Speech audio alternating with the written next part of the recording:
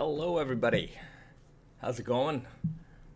Welcome to another Friday edition of Friday edition is always a Friday edition, our Friday live stream here on YouTube. I hope everybody's had a good week.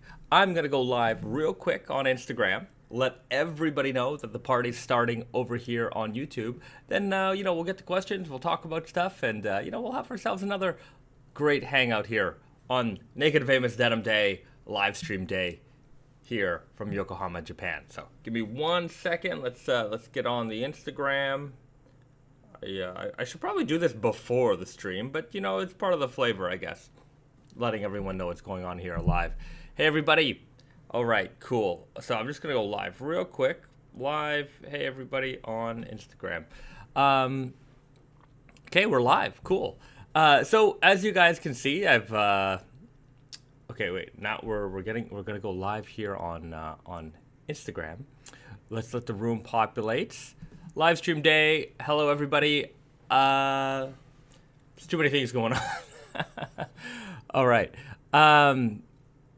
Okay. Let's. Hey, everybody here on Instagram land. We're live on stream.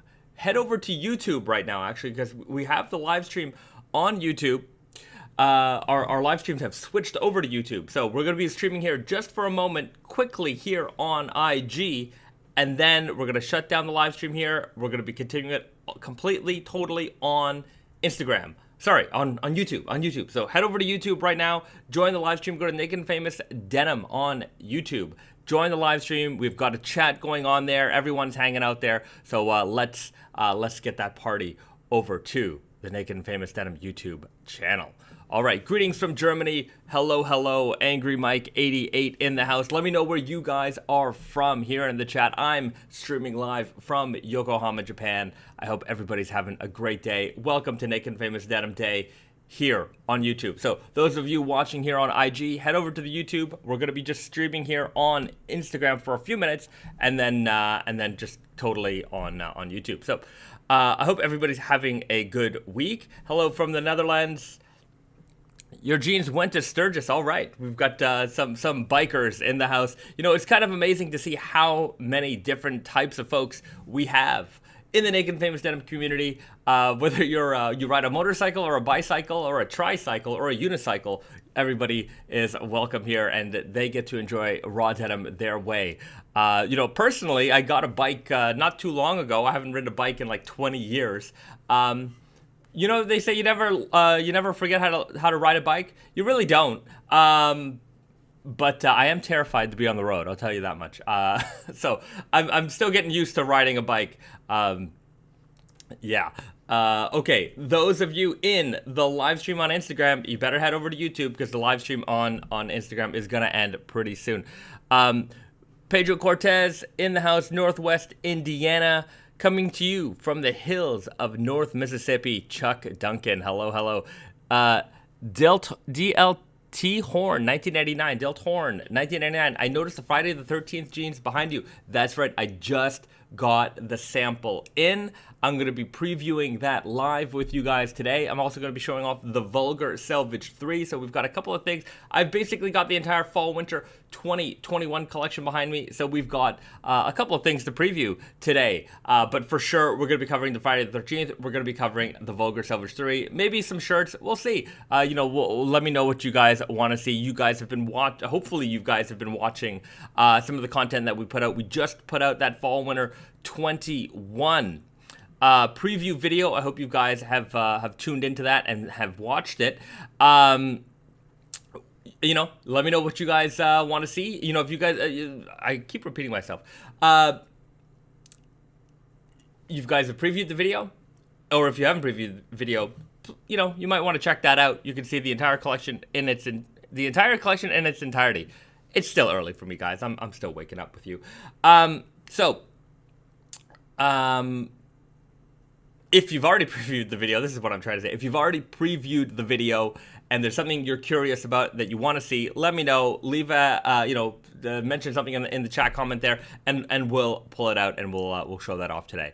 We've got more people in the house.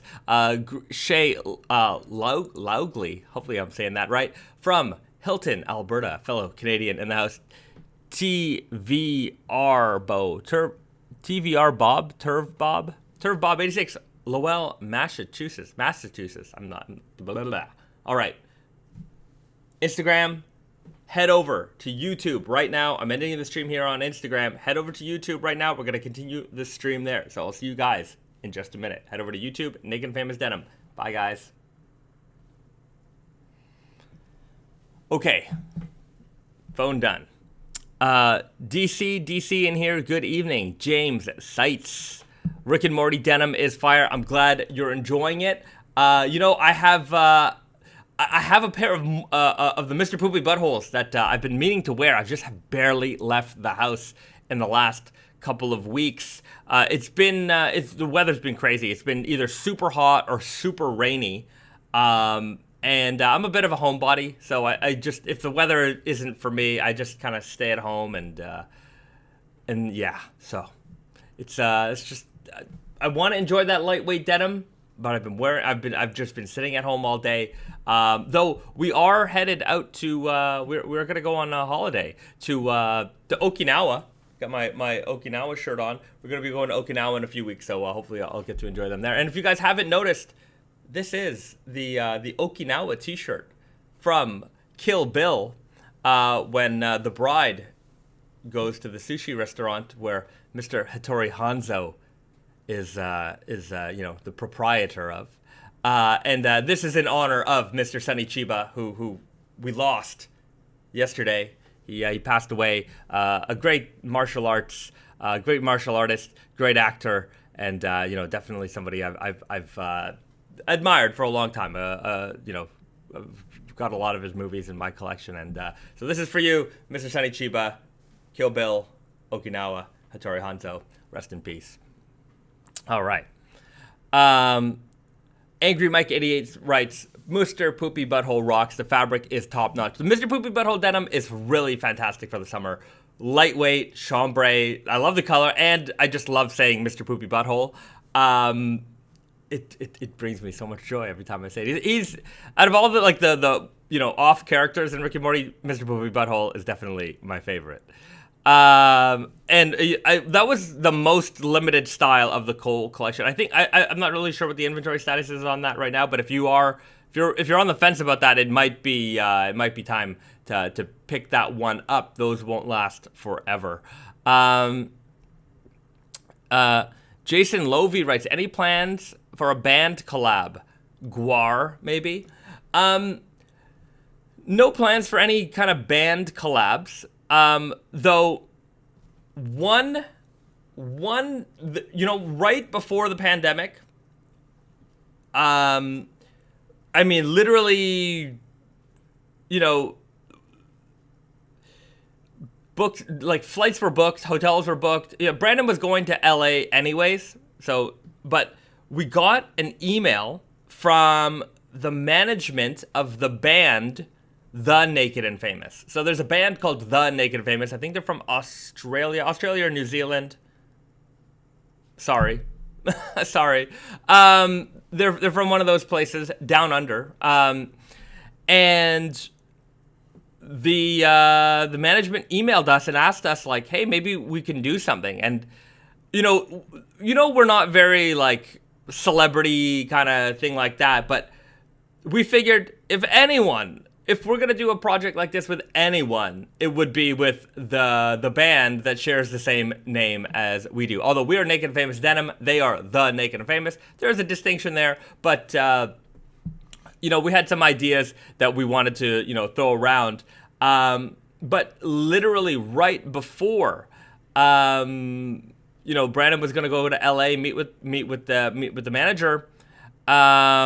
Everything got shut down. Borders got shut down. Everything got shut down, and that meeting didn't happen. And that was it. I don't think anything happened beyond that. What my idea was to make some kind of like quote unquote tour merch. Like a tour jacket, staff jacket, that kind of stuff.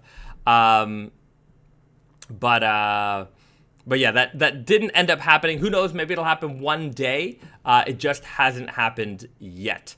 So if we're gonna do that type of thing, it certainly would have to depend on the group, on the band. I have to say that I'm not as musically inclined as many people are. I listen to the same. I've been listening to the same music for 20 years. I know what I like, and that's it. And every now and then I'll dabble into something new, and I might find a new song that's kind of cool. But I'll listen to it a few times and then right back to the classics. It's the other day I was playing. I haven't turned on my Xbox in forever, and I just immediately, like, no new games. I just immediately went to like classic game downloads, and that's all I was interested in playing. One thing that certainly annoyed me was the moment I turned on my Xbox, it went into like 40 minutes of like updates, and I'm like, I don't have time for this. I just wanted to play it for a few minutes, and then all these I don't know. I love gaming and stuff. Don't get me wrong. I just don't have the time for it. I've talked about this a million times, and it doesn't make it easier or more enjoyable for me when I haven't touched, when I feel like playing something and then I got to go through like updates. And, sometimes you put a game in and it's like, okay, well, now we got to download the game. I'm like, but what did I buy the day? I bought the disc. I put it in, and it's like, okay, now we got to download, 20 gigs worth of stuff. I'm like, okay, just put in my Super Nintendo cartridge and that works. I'm getting old, man. I'm getting old. All right, let's check out Pedro Cortez writes, Tarantino says he thought of doing Kill Bill 3. Yeah, I saw that. He was on the Joe Rogan podcast talking about that. Kill Bill 3 would be interesting. We do have some loose ends there that need to be tied up, and it's about time, in terms of the amount of time that has passed. There's another revenge story that could be told. So we'll see. I would be interested in that, but I would also be very interested in a new story. So who knows? Tarantino said he wants to make 10 movies, and his next movie will be his last one. Again, we'll see about that. But I've certainly enjoyed his body of work. There's no question about that.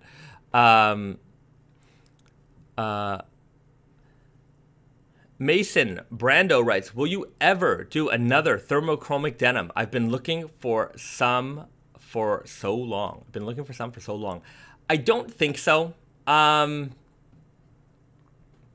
will never say never. Should I never say never? I don't know. Sometimes you should say never. But I don't have any plans on doing that. That was fun. It was a fun jean. There's no question about that. But let me tell you the reason why some of those products could exist. When we were releasing things like the thermochromic denim, we had the support of Barney's. Barney's New York was a very big supporter of ours in the early days, and a lot of what Barney's wanted from us was give us the wildest stuff you could think of. Their mentality was, we want to have the craziest stuff in our store, the most advanced, the strangest, the most, the things that are on the forefront, on the cusp, things that are just out there, things that people are going to talk about. And while they carried, a decent amount of our core collection and things like that, they always said to us, we see you've got a collection here. Great, we're gonna take some of that, but what we want are some unbelievable pieces that are gonna generate headlines. We want the craziest thing. So that was always our goal. For them, we always wanted to create the weirdest out there stuff. We did the holographic denim, thermochromic denim. I mean, Scratch and Sniff, I think it was the first time we launched it was with them. So some of those glow in the dark. Stainless steel. So some of the stuff that was really, really out there, we did it because we had the backing of Barney's, and Barney's could buy the volume necessary to make those production runs happen. And they weren't like, maybe, they weren't too concerned about like, is this the moneymaker style for us? They wanted the showpiece. We gave them the showpiece. So we didn't have to there was less of a worry about, is this gonna like sell really, really well or not. Nowadays, you know, when we create stuff, there has to be a certain amount of like consideration for sell-through.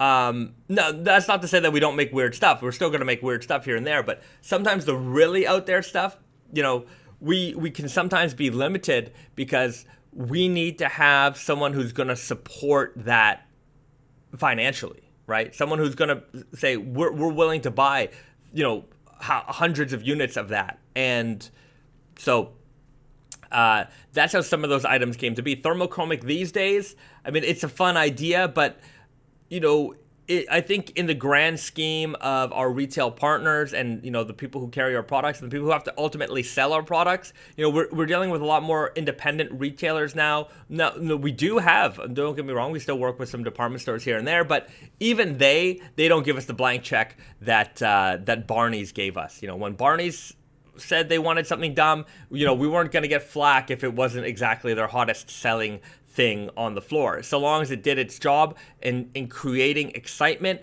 and having, you know, that piece on the floor that Barney's could then say, hey, we've got the craziest jeans, we've got the biggest, you know, denim assortment, that was good enough for them. So of course they have to sell stuff, don't get me wrong, it can't be so bad that, you know, things aren't going to sell or things like that, but you know, the balance was a little bit different. They understood what they were buying those pieces for, whereas nowadays, you know, retailers, obviously, I mean, it is all business after all. Maybe this is part of why Barney's isn't here anymore. But, you know, the retailers are very concerned with how things are going to perform. So we have to consider that as well. But yeah, maybe that has a little bit of something why we don't have a Barney's anymore. Because I do have to say that maybe I feel that there was a lot of that. You know, they did carry a lot of.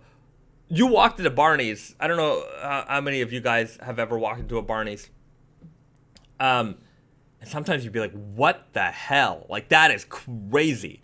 And, you know, there's that's always a great feeling. But you know, maybe if you're doing that with too many brands, you end up with a lot of product that is like, it's crazy, it's cool, it's eye-catching, but you know, you've got a lot of money tied up in this stuff that may not make you, you know, the return that you need. So, I don't know. R.I.P. Barney's. You know, even the Barney's here in Japan, they closed not too long ago.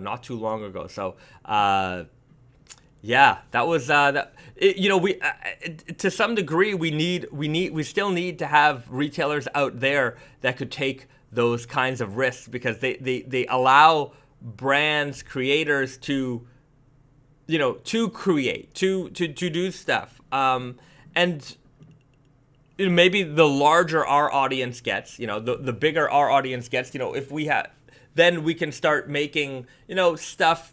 There's some stuff that we make that is like, okay, whatever. Like, we know it's not the money maker. It's out there to be exciting. But sometimes, you know, if we had this, like, a bigger audience of, like, you know, maybe eccentrics, like real, like super eccentrics, then we can get back to doing like really wild, like super out of left field stuff. That could be interesting. I don't know. We'll see. I mean, our audience is growing every day, and you know, as you guys know, our audience is pretty diverse out there. We've got a lot of different folks, a lot of people with different kinds of interests. So we'll see where it gets us.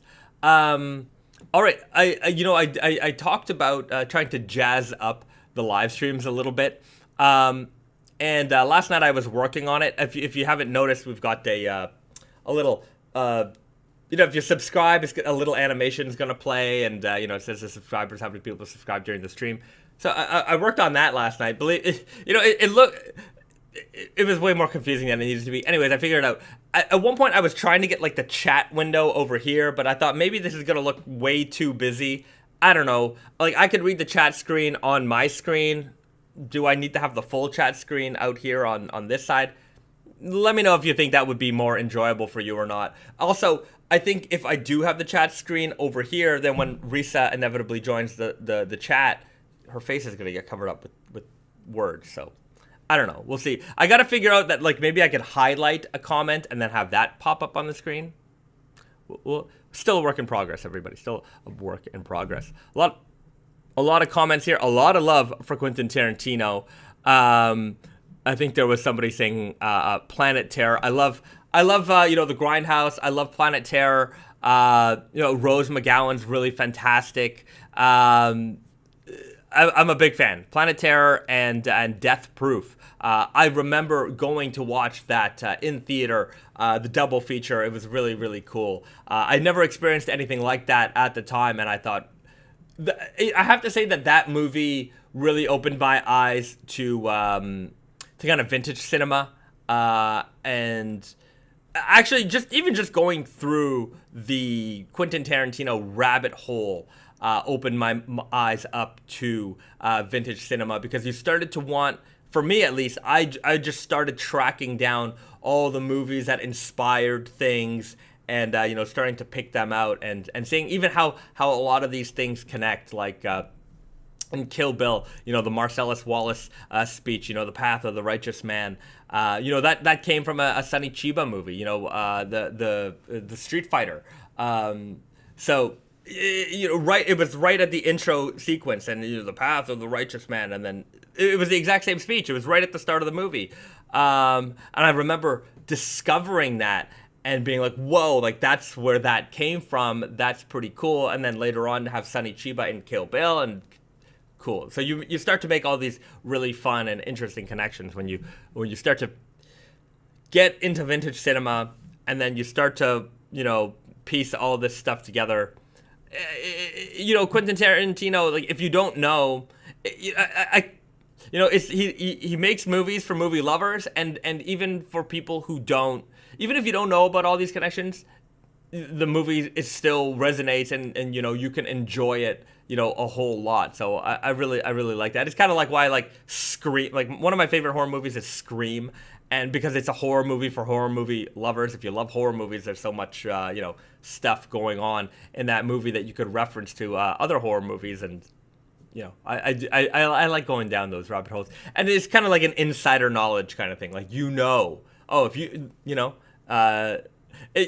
one of my favorite in Scream, the opening scene, let's segue. Let's segue into the first preview. In Scream, the first scene with Drew Barrymore, you've got the killer on the phone, and he's playing his little game with her, and one of the questions he asks her is, who's the killer in Friday the 13th? Who's the now? Show of hands, or maybe answer in the chat below. Who is the killer in Friday the 13th? If you've never watched Friday the 13th, then maybe this question is a little bit more tricky than you've seen. I still want to see Werewolf Woman of the SS. Make it happen, Rob Zombie. Yeah, with Nicolas Cage. Scream Denim would be awesome. Scream Denim would be pretty cool. I think so. So Shay Langley, Angry Mike 88. The correct answer is, and a lot of correct answers. Grats the Freak, Jason Lovey here. So in the movie Scream, Drew Barrymore screams out, Jason was the killer. That's true in every movie, every Friday the 13th, except the first one. And of course, for Friday the 13th fans out there, we know that Mrs. Voorhees, Pamela Voorhees, was the killer in the original Friday the 13th. Jason only makes his presence known at the basically the end of the movie. Spoiler alert for anybody. Sorry about this. Sorry, you know what? I should have preceded it with spoiler alert. But I think if you're watching this stream, and if you're a fan of Friday the 13th, you probably already know this. Geez, I think I ruined it for some people. I shouldn't have done that. Anyways, sorry about that if I ruined it for you. Yeah, I feel bad now. I feel a little bad. Anyhow, Pedro Cortez writes, Sleepaway Camp, where the chick ended up being a guy. That movie was messed up. Sleepaway Camp was definitely... I remember watching Sleepaway Camp the first time and being like, what the hell? Like, why am I spoiling movies for everybody? Sorry. Bad Bezad. I'm spoiling movies. I'm sorry about that. I really shouldn't have done that. I feel bad now because I gave away 2 twist endings to 2 horror movie classics. And if you haven't watched these movies, well, there are the endings. But if you're so inclined to watch Sleepaway Camp, there is actually a Sleepaway Camp 2 and 3, which are they're cringeworthingly watchable if you like kind of they're more trashy than others. There's no question about that. And then there's actually a Sleepaway Camp 4, which I never saw. Anyway, I gotta find it. But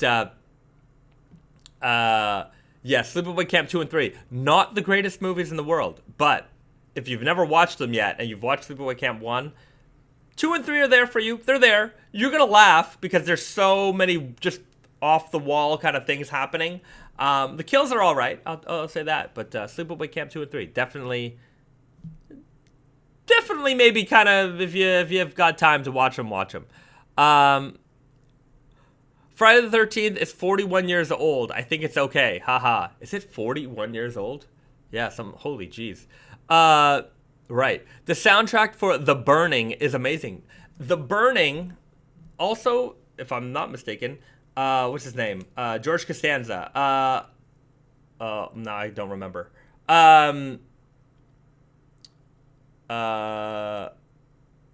Jason Alexander.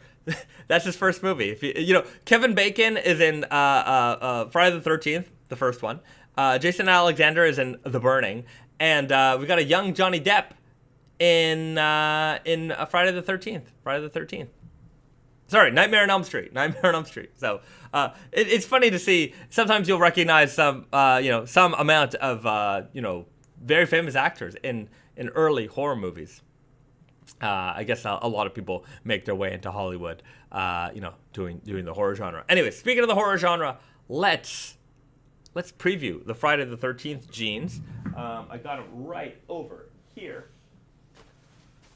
Now, I just got these the other day. Can we get a Human Centipede collab with the people as Selvedge ID?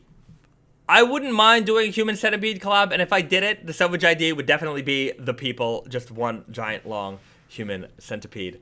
That would be fun. I've definitely thought about that. I have a Human Centipede Aloha shirt. No. I have a Cannibal Holocaust Aloha shirt. And I have a Human Centipede t-shirt. Yeah. I like my horror movies. Speaking of horror movies, we've got the king right here. Jason Voorhees. So let's go over the details of these jeans. I'll try to use my my little phone setup thing over here. See how that works. Okay, I have to be. Let's get that set up. Jason Lovey, Cannibal Holocaust. Yeah, if you're that, that's not a horror movie I would recommend. If you want to watch a horrible train wreck, that's the movie. But it is gruesome. It is not for the faint of heart. I would say that Human Centipede is close to that. It's definitely not for the faint of heart. Don't watch it with your girlfriend unless she really likes horror movies. She ain't gonna like that movie. I'll tell you that much. I would imagine those ones are rough. Pedro Cortez, I love the back pocket embroidery. Never sat through an entire 13th movie, but these jeans look sick. You should watch, Part 7. I would recommend Part 7. Part 7 is a good one.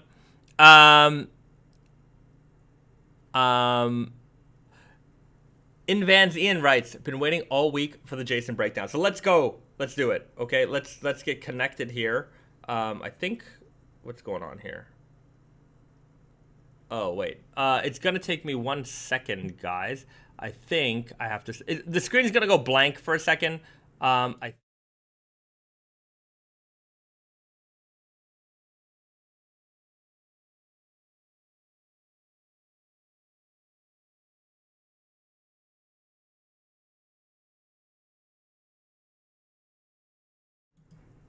Hey guys.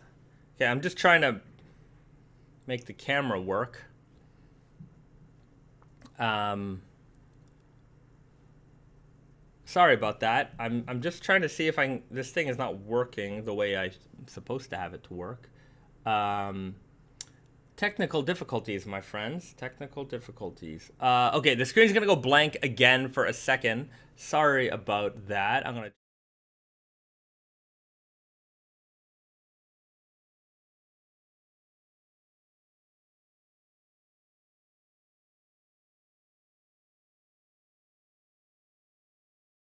There we go. There we go. Can you guys see that? I hope you guys can see that. It's going to take a second here probably to appear on screen. All right. We're back in the chat, and now we can get a close-up look. An up-and-close look. A close-and-up look. That's not the way I want to do that. And, back. Back. Cool. Great. Okay, now we're cooking here. So we've got the Friday the 13th jeans. We got the pocket flasher. You know, very iconic.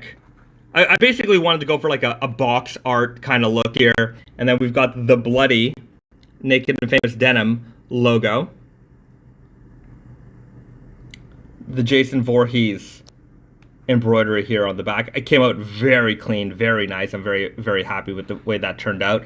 And then speaking of part 7, we've got a scene pulled directly from part 7. This is also, we talked about it last week, but this is also the scene on the box art of the Nintendo Entertainment System game. So there's a little bit of a reference there as well. And this is the first time we ever did like a full color patch like this. I thought it would be kind of neat to do, especially for like a movie, you know, tie-in kind of thing. So, you know, let me know what you guys think of that.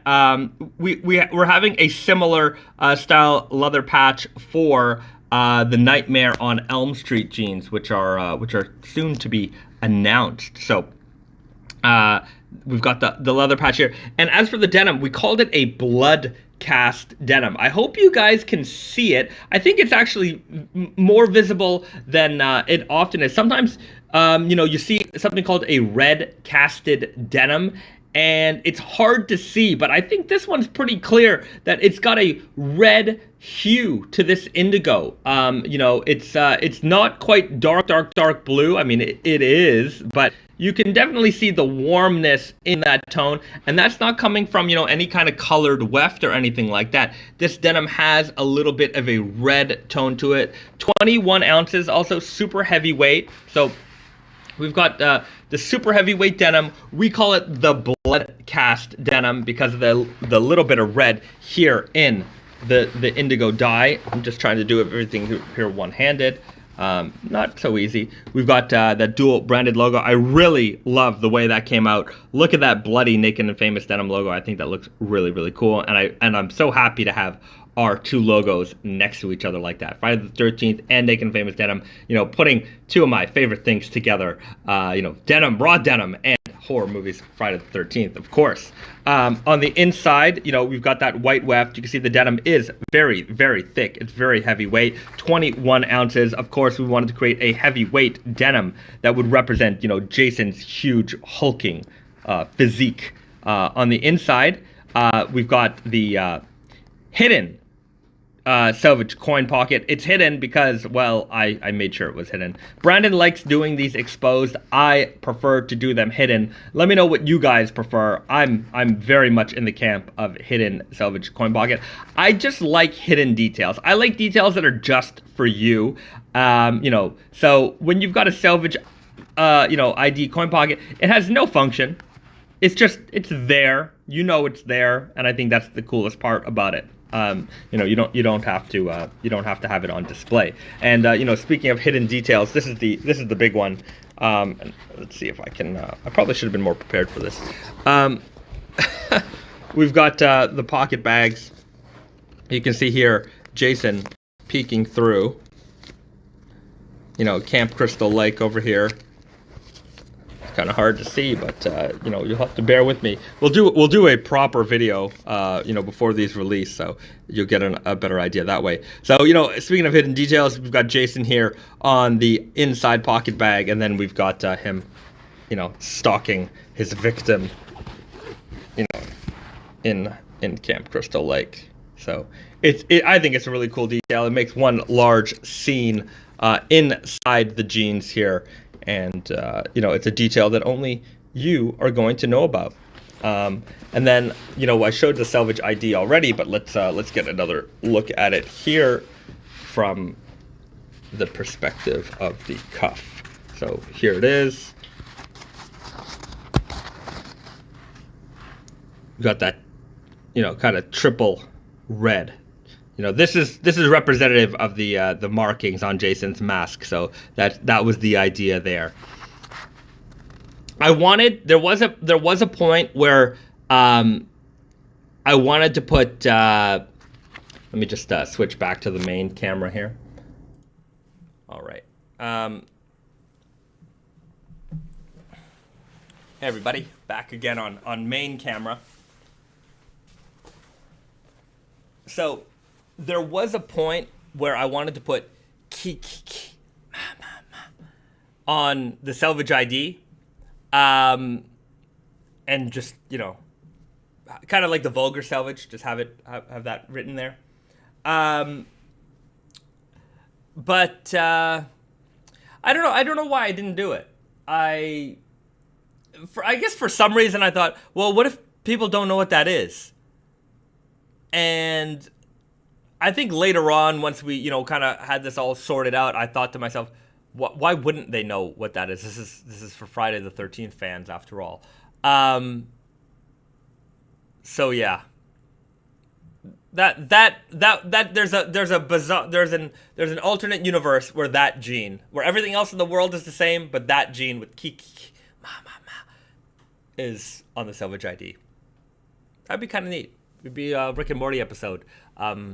To find out all the different genes that could have been made that weren't made. Pedro Cortez writes, camera 1, camera 2, camera 1, camera 2, Wayne's World. All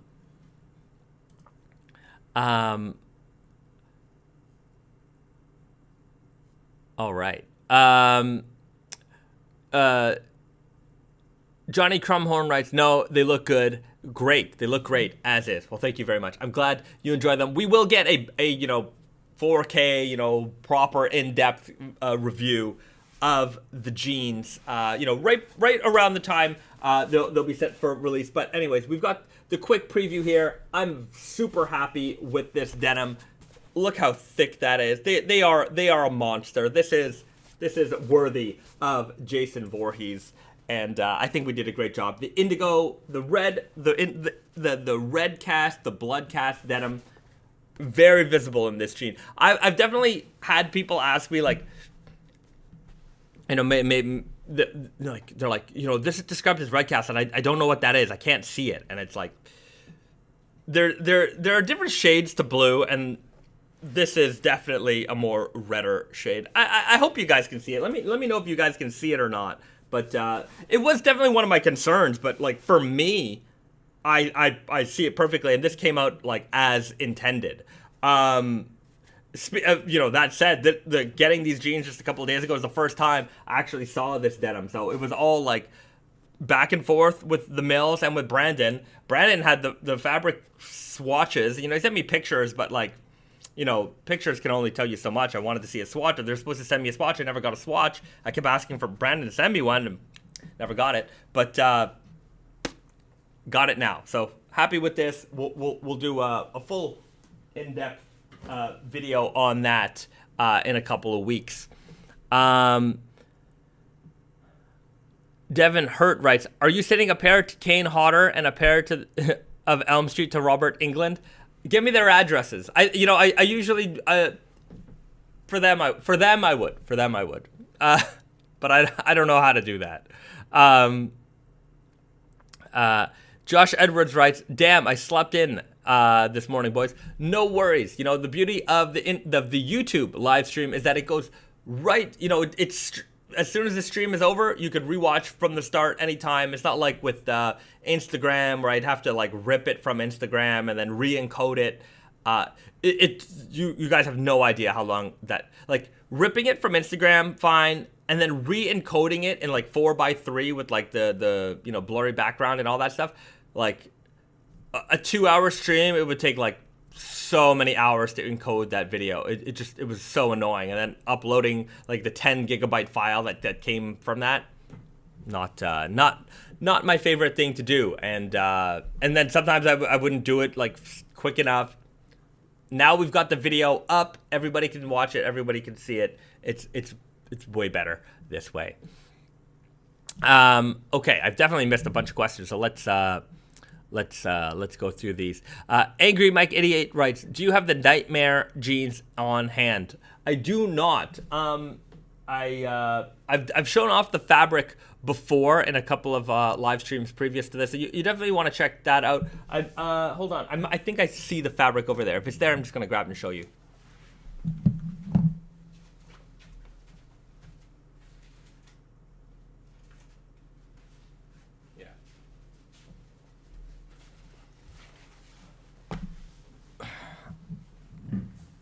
So I've got the fabric right here for the Nightmare on Elm Street denim. You can see here, dark indigo with red kind of peeking through. So there is that red because the denim itself has a red weft, and then we did a green coating on top. So the green coating is a coating. The red is part of the weft. So you don't see the green through the front face of the fabric. So it doesn't look like a striped jean on the outside. But when you cuff the jean, you will definitely see that. And we've got, you know, the Freddy Krueger sweater colors going on right here. And then, you know, a red line Selvedge ID. So this is the Nightmare on Elm Street denim. This will be coming out... I have to get an ETA from Brandon. I think that for some reason the date keeps moving around, and so I don't have, you know, I want to have it out for the 22nd, but I'm not sure at this point if that's going to be the case. But it will be coming out in the fall. I promise that at the very least it will come out in the fall. And just so you guys know that, you know, because there's been so much feedback for denim jackets, I'm adding denim jackets. Not a lot of denim jackets. I think I'm only doing like 20 or 25 units of denim jackets for the Friday the 13th and the Nightmare on Elm Street. In total, I think the Friday the 13th jeans, it's like under 150 units. It's a very small production run. This is not a big production run. So it's a very limited production run. Same thing with the Nightmare on Elm Street jeans. It's gonna be a small run. This is going to be a little bit more limited edition than, you know, some of our other limited editions that we've done. So if you want them, you gotta get them. I think, especially the jackets, you know, like I said, we sell jackets, but they're not our best sellers. But I think I've made just enough to kind of cover the demand here. I might be wrong. Maybe I totally underestimated the amount of demand there will be for the jackets, but we'll see. There's like 25 units. If you want them, be there on the dot, 11 a.m. Friday, October 22nd. That's when you got to get that, because there won't be any extras. Angry Mike 88 writes, the Friday the 13th one is exclusive to Tate and Yoko, right? To Tate and Yoko and Naked Famous Denim NYC. So either be at NYC early in the morning that day to get your pair, or be on their web shop. Same thing with Tate and Yoko. Be there in the AM. We will release it at 11 a.m. Or pick it up online. Those are the ways you're going to do that. DJ Danny D, hello, caught you live again. Well, thank you for joining the live stream. Oh yeah, speaking of which, don't forget to like the live stream. Hit the like button right now, everybody. If you're watching this live stream, hit that like button. Let's get our likes up to the sky. Like always. The last 2 weeks we didn't hit our like. We had a like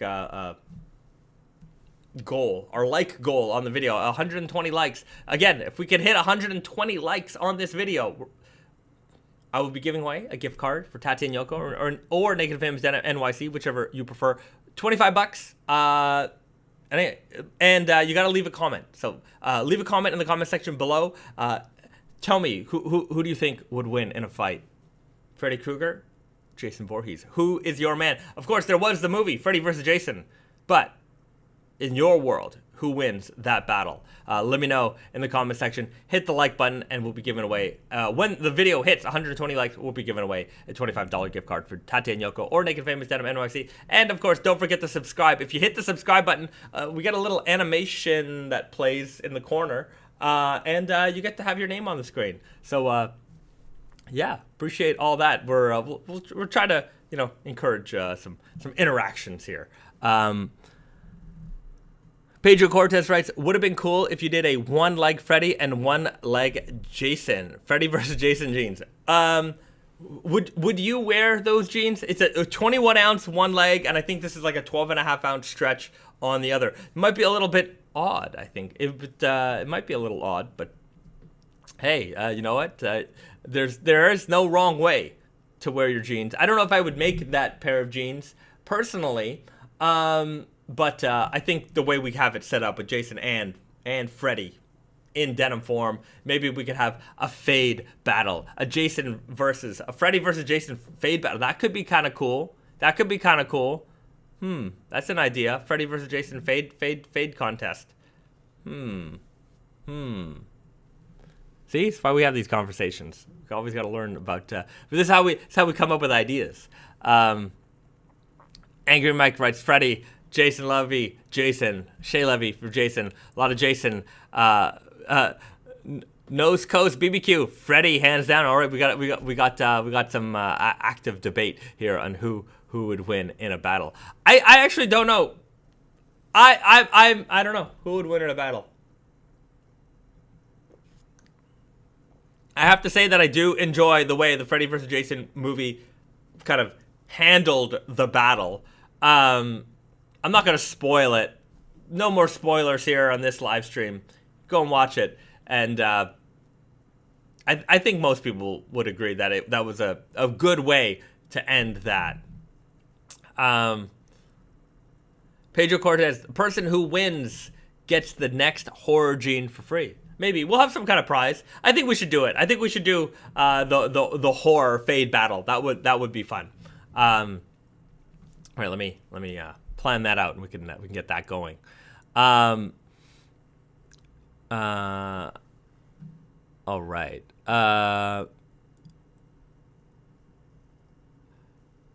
The Beast 2500 writes, the tough thing about being into Naked and Famous is that there are always several cool things coming out back.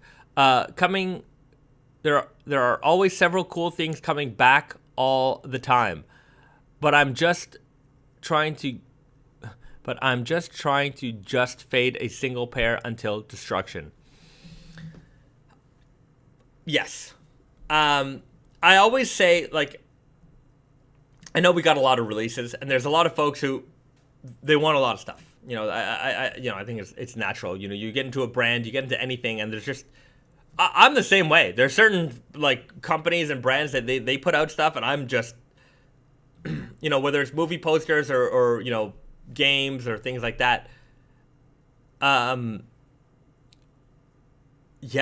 there's a new release, especially for the movie posters that I collect, there's a couple of companies that just every Friday there's a new release and they announce what the releases are on the Wednesday.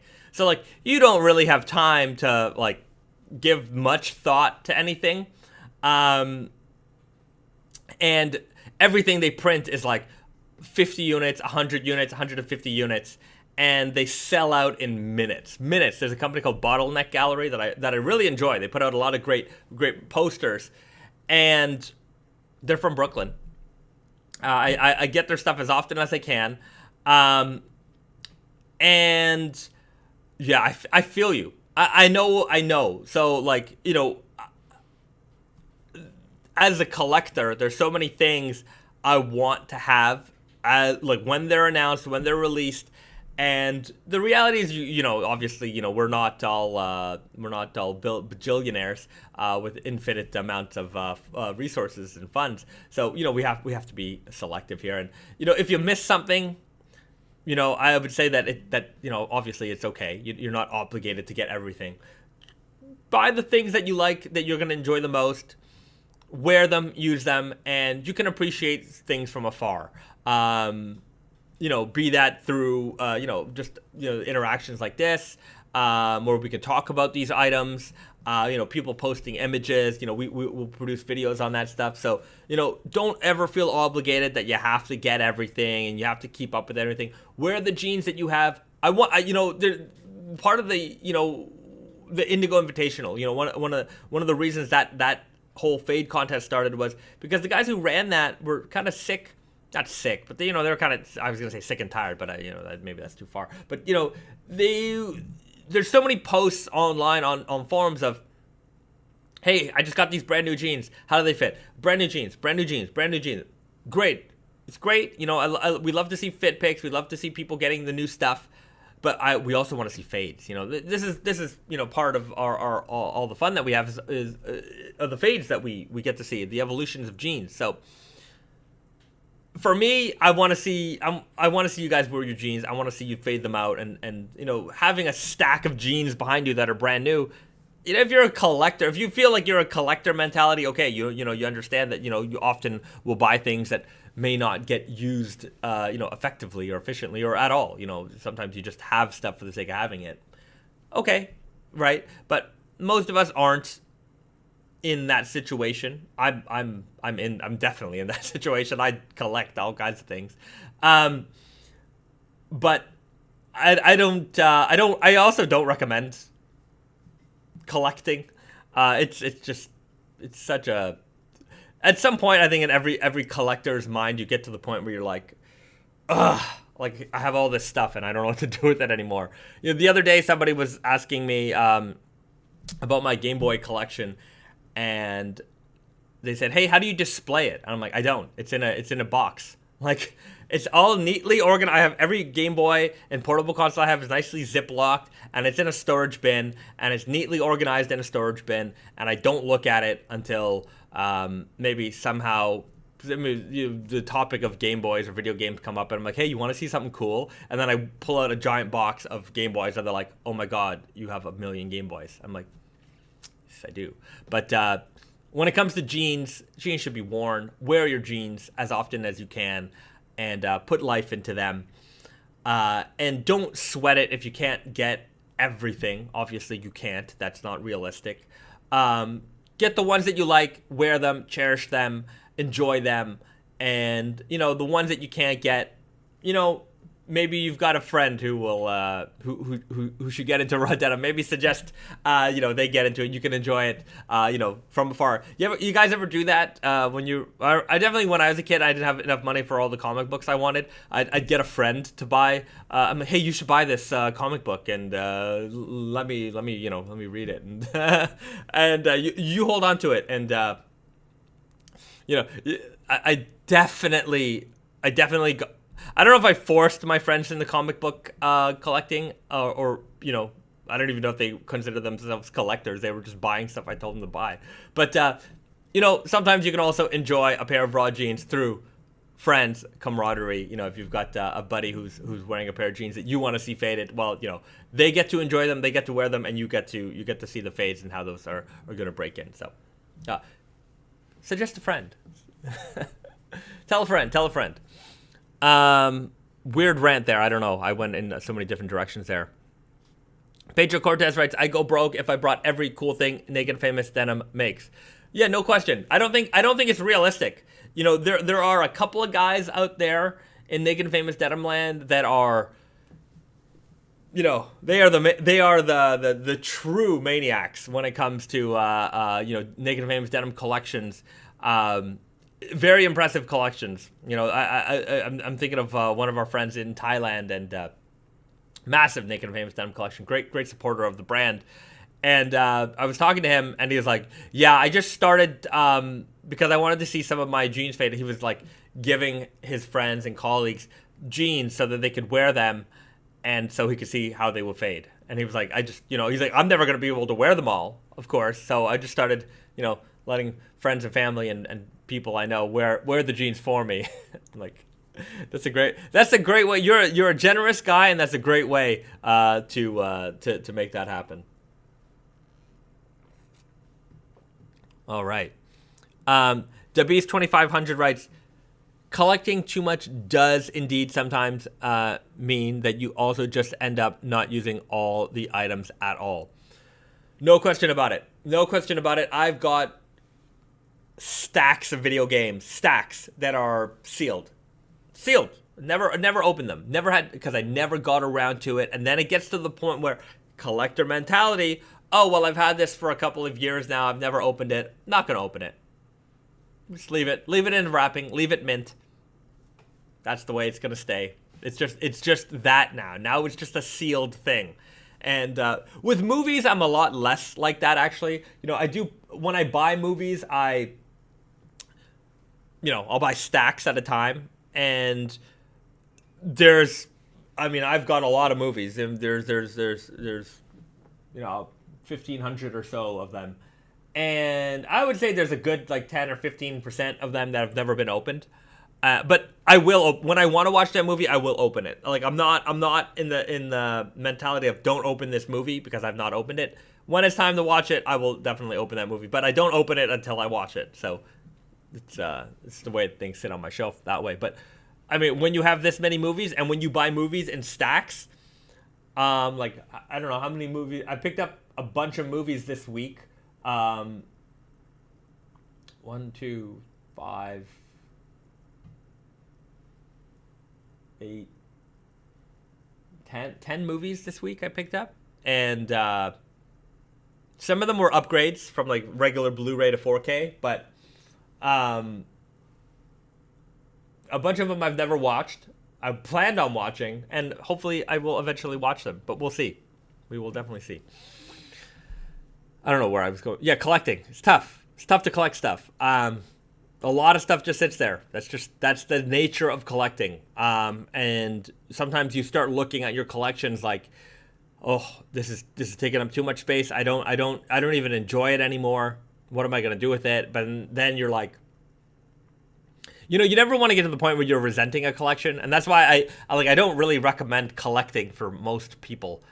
Just get the stuff you enjoy. Like if I could start, my brain is already, I'm in that zone. Like it's not. I don't think I can reprogram the way I work. If I like something, I just kind of go deep into it. Like, do you know how many friggin' mugs I have? I have so many mugs. But I still enjoy collecting vintage glass Fire King and Glass Bake and this type of milk glass mug. I really have a good time finding them, hunting them down, but they take up a lot of space. I mean, and I have more mugs than I have dishes, but whatever. It just is what it is. But for most people, it's just crazy town. So they'll come over like, why do you have so many mugs? Why do you have so many of everything? I'm like, can't control myself. I need to have these things.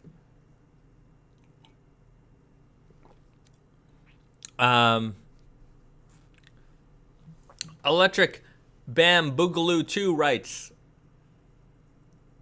maybe recommend a movie to check out after snack time so that we can reply back our thoughts on the next stream. That's a good idea. We could have some kind of Naked Famous Denim movie club. That could be a lot of fun.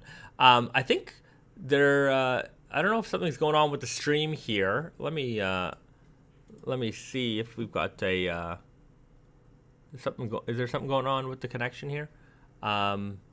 Chat disconnected. Please wait while we reconnect you. Okay. Well, hopefully, we can do that. Let's try that again. Hey guys, are we can you guys see me? There we go. I think we're good. Are we okay, everybody? I think we're okay. All right.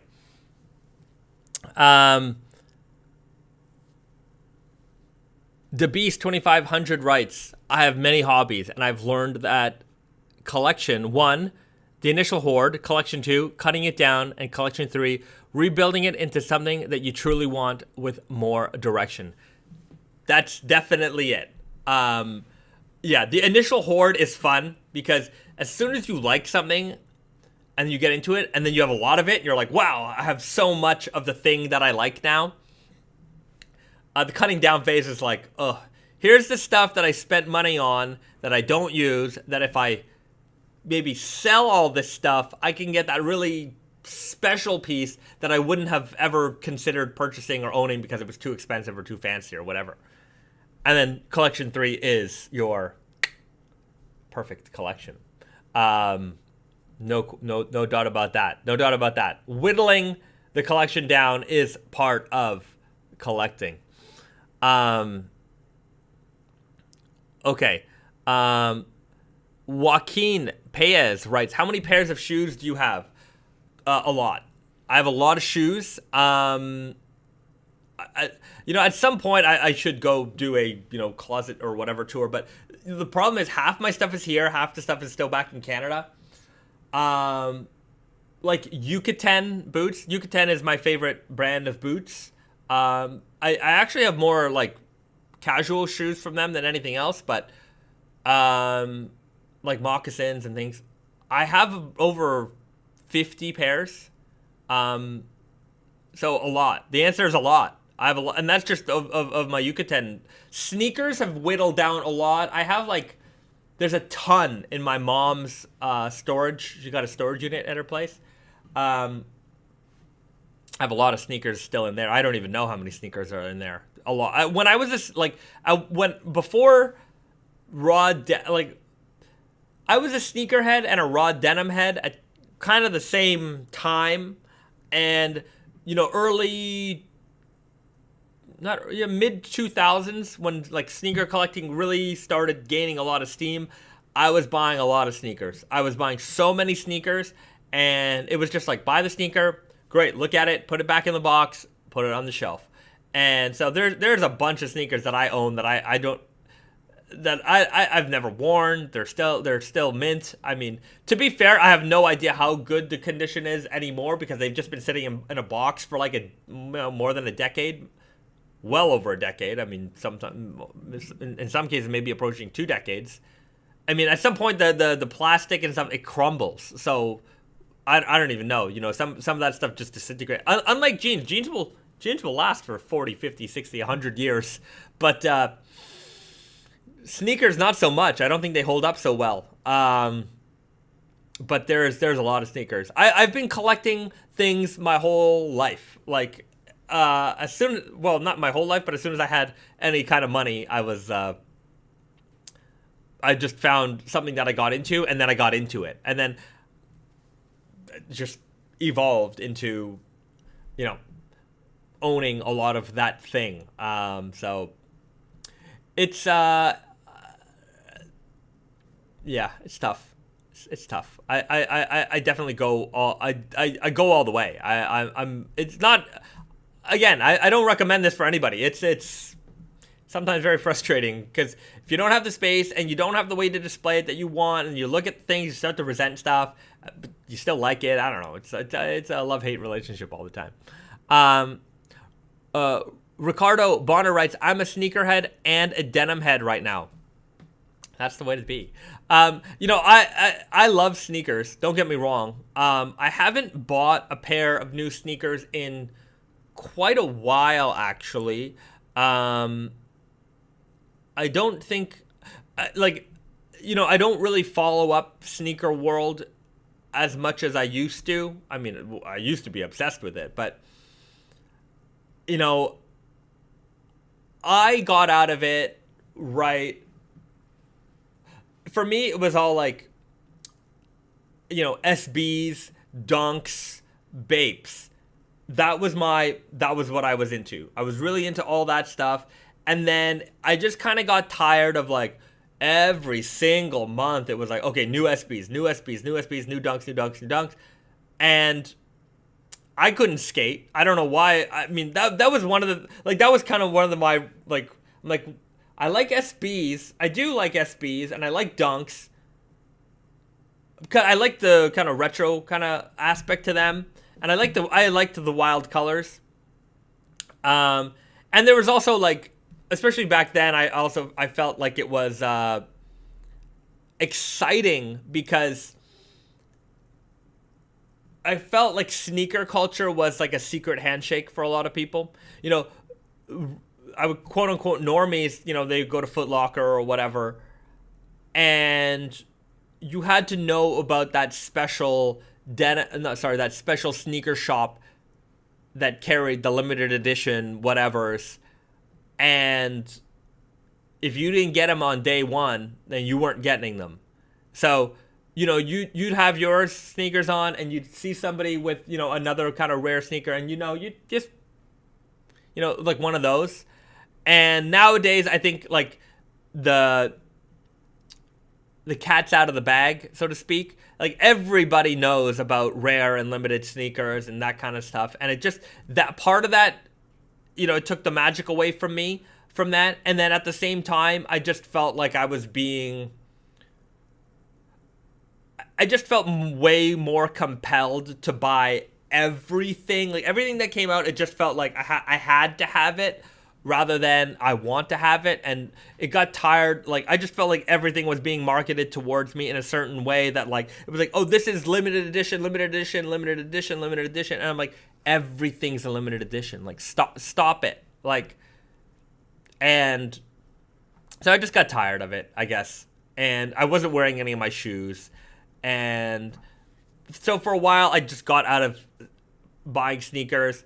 And then the whole, like, Flyknit, you know, Flyknit, Air Max, Flyknits, all that kind of stuff. Those got kind of, I was away from sneakers for so long, and then the Flyknit stuff came out, and I'm like, this stuff is so comfortable. I really enjoyed the comfort of those, and I wasn't buying sneakers for, like, hype reasons anymore, and I was just buying them for comfort. And then there was a big Flyknit, like, hype craze, and I don't even know where sneakers are anymore. I'm just every now and then, like, you know, I'll be on Instagram, and maybe a retailer we work with or somebody I know, they're posting up some cool sneakers, and I'm like, oh, those are cool. And then I'm like, oh, they're $300. I'm like, forget it. I'm just not gonna do that.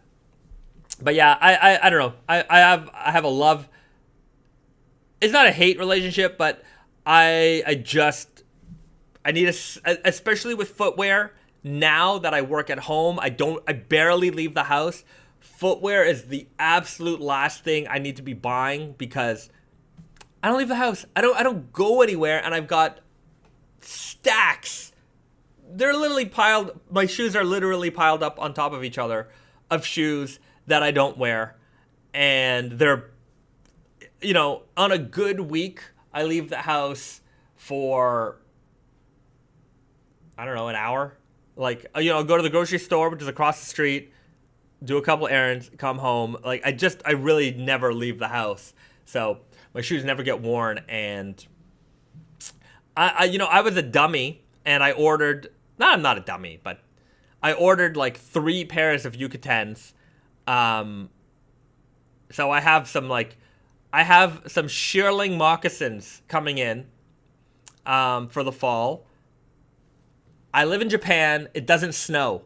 And I bought shearling moccasins. Sorry. I will show them off when I get them. I'll show them off. But I bought some shearling moccasins. Probably shouldn't have done that. But if I go to Canada, then I have some shearling moccasins to wear. And I'll be appropriately dressed. So we'll see. Electric Bamboogaloo 2. I would definitely call you a sneakerhead. Flyknits were so underrated. Flyknits were great. I also had the Inevas, which were, I just loved sneakers that were like socks. They were comfortable. And, you know, with the Air Max, so comfortable. Yeah, if you don't go anywhere, what are you gonna do? The only thing about fly knits is that they are like socks. They're so delicate, and you get holes in them. And for a $300 shoe or $200 shoe, I don't know, they're pricey. Like all my fly knits have like holes in like the toe, and like I don't know, I gotta figure out a way to mend them, but they don't last long.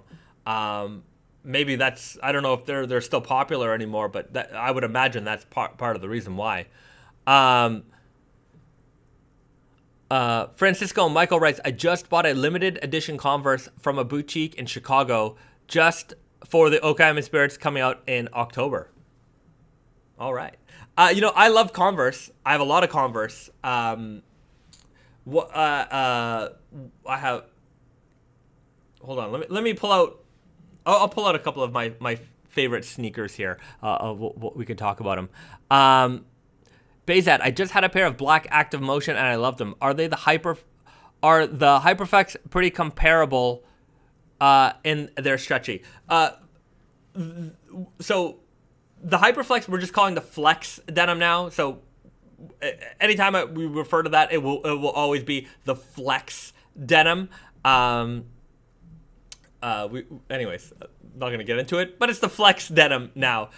The Active Motion is a little bit heavier than the Flex denim. So as far as stretchiness, the Flex denim is actually way stretchier. They are when we talk like CRD, he's got a great YouTube channel, just did a video on stretch denim, and I should talk about that.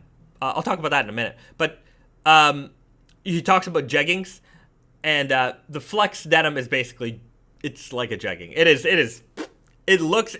stretches like spandex, but it's denim. It's crazy the way that fabric stretches out. They look like raw denim, but they stretch like a super elastic. It's crazy.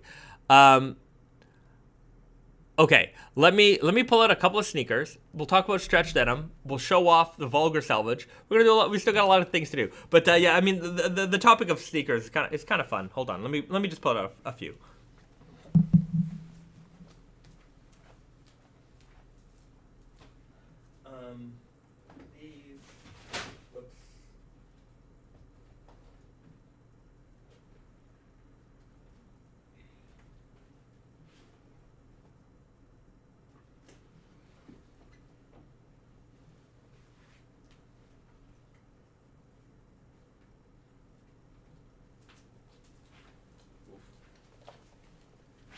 All right, got a bunch of stuff here. So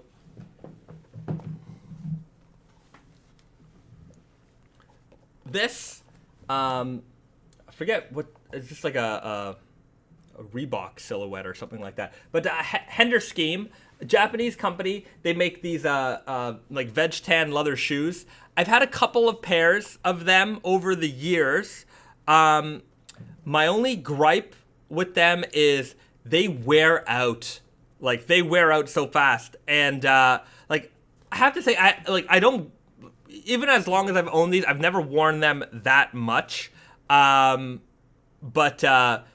just totally wore right through the leather, and I have to get them resold. But just the way that this shoe is constructed, if you look at the front here, the toe, it's like stitched on the front here, and I'm gonna have to find a place that's gonna have to remove this, put an entire new leather piece on the back here, stitch that back on the front. I don't think it's gonna be an easy repair or an inexpensive repair. And these are pretty pricey, so I love the way they look. I think the maintenance on these is gonna be, I mean, I guess if you could spend the money to buy these shoes, you could spend the money on the maintenance, but it just, I've had a couple. I had and just repairing them is kind of I haven't even paid to repair any of them yet. I just stopped wearing them, but I definitely need to get that fixed. But I just find it a little annoying that I'm gonna have to spend more money on these to be able to continue wearing them. From that, artisanal sneaker to these purple and black, Bapes. These are one of my first pairs of Bapes that I ever had. I discovered Bape, like I used to get like Japanese fashion magazines when I was a teenager, and they did this whole thing on Bape. And that was before like the rappers and all that stuff got into it, and I'm like, whoa, these sneakers are so cool. So I like had a friend in Japan who sent me these, and I think they're pretty neat. They kind of have like the snake skin kind of look to them, but they're so old that like this coating or whatever it is it's peeling away, and like every time I put them on, like there's always some other kind of like part that's coming off. And so yeah, I mean that's what happens to sneakers over time. They just start to disintegrate. And I must have got these in like 2003 or I don't know, something like that. Look at it's still so clean. Like I've barely ever worn these. These are still minty, but I've probably worn these a dozen times in my life. They're very mint condition, but they just start to fall apart, and that's just the way sneakers are. They eventually they just start to break down. One of my favorite dunks, the undefeated dunks. I really like this patchwork kind of colorway here. All the different colors going on. That was kind of the theme of the time. Sneakers were kind of wild and out there, and like I just like the silhouette. This old school kind of vintage sneaker silhouette. So one of my favorite dunks. I think were these SBs. I don't remember anymore. But a great sneaker. I've definitely featured these in some Naked Famous Denim videos before. One of my favorite Converse are these ones, a Maison Martin Margiela collaboration. So this was a paint-coated, white paint-coated, it's leather on the inside. I think it's all leather, or I don't know, I can't even tell. I think it's leather on the inside and then canvas on the outside, but it's all paint-coated. So when you would buy these sneakers, you wouldn't know what color was underneath, and over time the paint cracks away.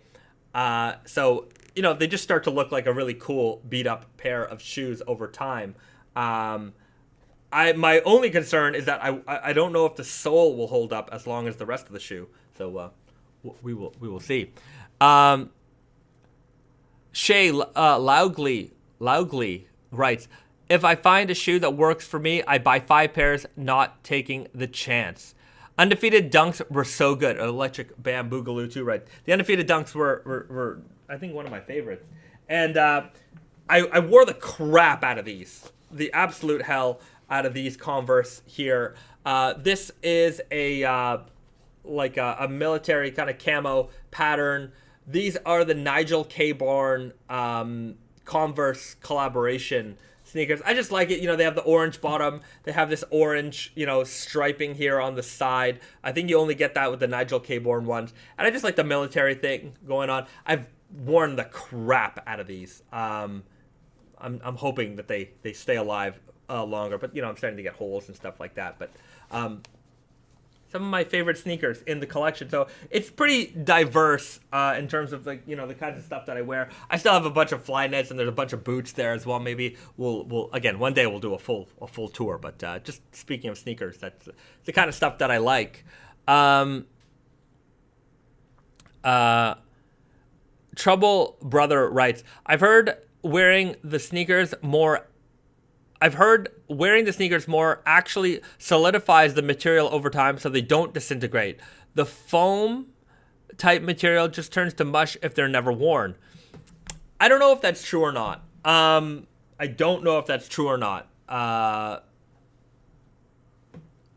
Maybe. I'm just not so deep in the sneaker world to maybe know enough about that. It's possible, but I've only got 2 feet, and there's only so many days in a week, and there's only so many days that I actually leave the house. So I'll probably never find out firsthand.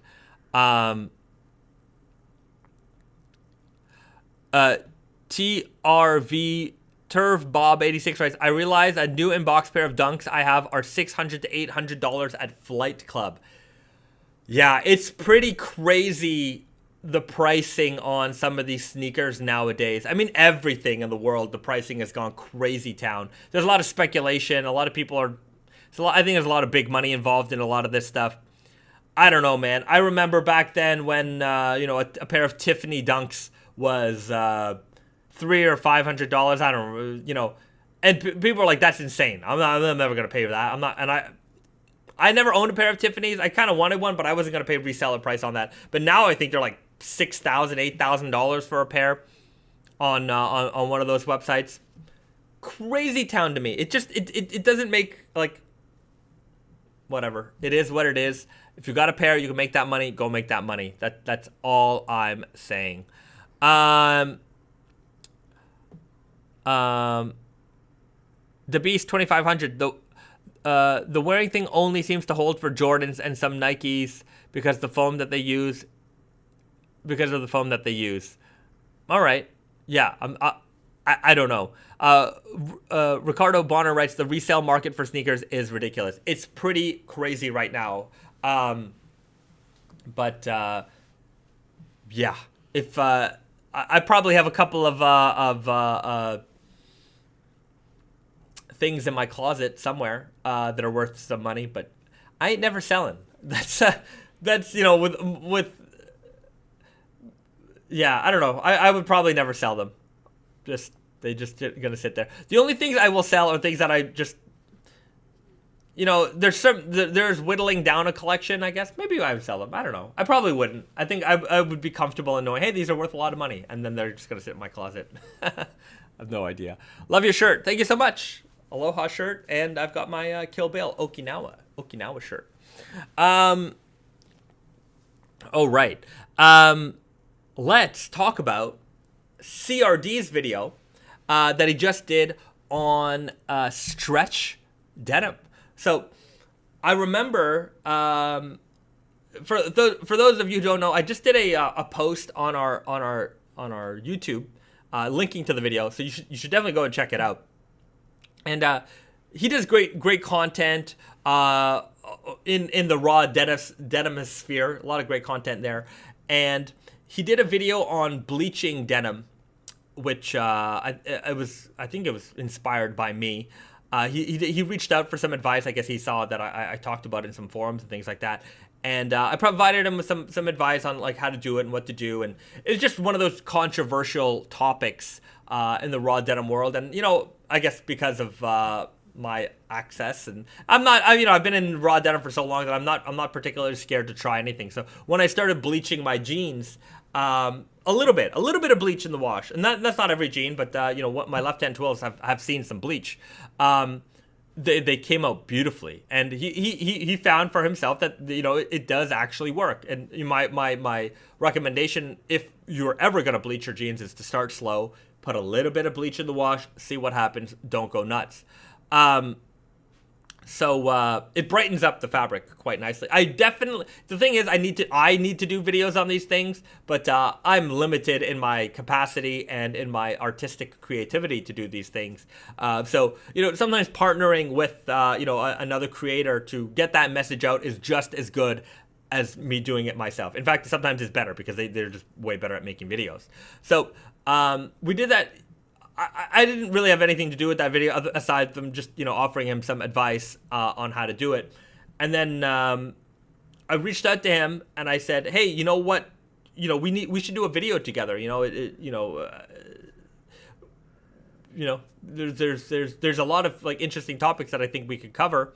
And so we had a call and we talked for like, I don't know, an hour and a bit, and we're just talking about denim and all kinds of, the industry and all that stuff. And I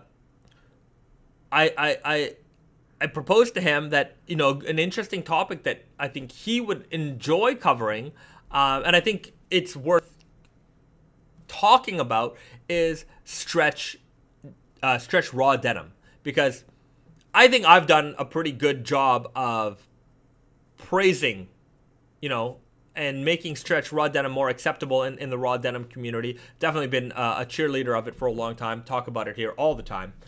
And there is still I hate to say it, but I think a lot of it is in North America. I think we're it's less polarizing, but in Europe, where I find raw denim fans to be a little bit more militant, they're very a particular way, and I think that's changing.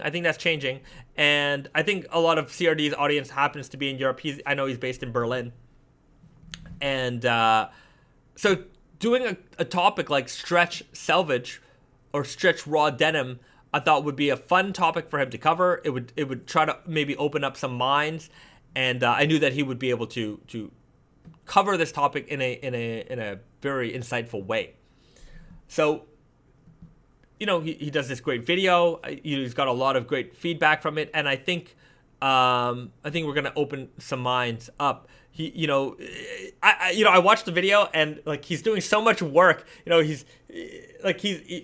he's trying to show people is, how you can exercise and do all this stuff while you're wearing your raw jeans. Not exercise. He was riding his bike and doing a little bit of home fixing some stuff for his bike, but just doing tasks and showing people how comfortable it can be to wear a pair of jeans like this. And the fact that he's just doing all of that stuff to make the video, he worked so hard, and it really showed also.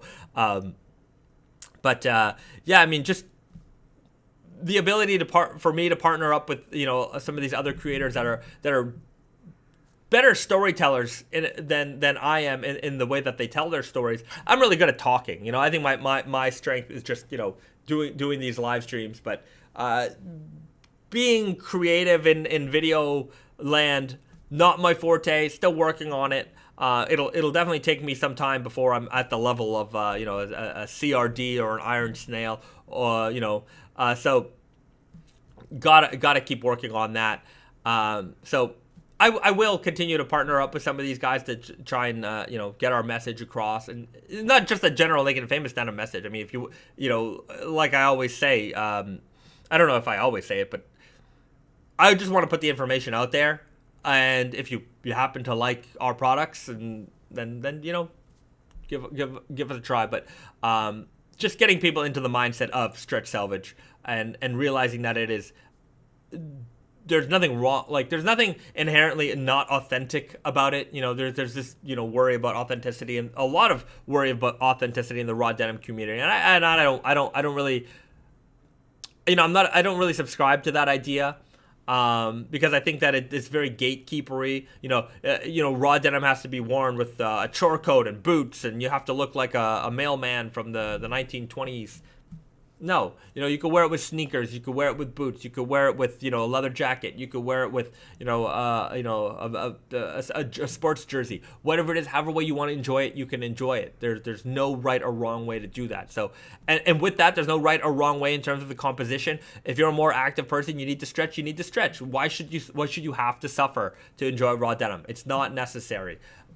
It's I like 100% cotton. I like stretch. I don't have a preference one way or another. Whatever the jean is suitable for is what it's going to be suitable for. So it's the way it is. Dabeast 2500 writes, speaking of Iron Snail, he was wondering if you consider him a friend in one of his videos. You should let him know. Oh, I talk to Mike all the time. Mike is my friend. There's no question about it. We started off as just hey, you're a guy who makes videos, and I like your stuff. Let's talk. But there's something about it's same thing with like Carl Makowski. There's something about certain people that I connect with, that some interactions are very business, and then you can tell right away that this person's a bro. And I'm talking to Michael about movies the other day. Like, we're just movie conversation. So Mike's a bro. We're chatting with each other all the time, and there's just certain people you get a good connection, you get a good feeling with, and it's like you're already talking to them like you've been friends for a long time. So I definitely feel that way with certain people. And yeah, Mike's definitely a bro.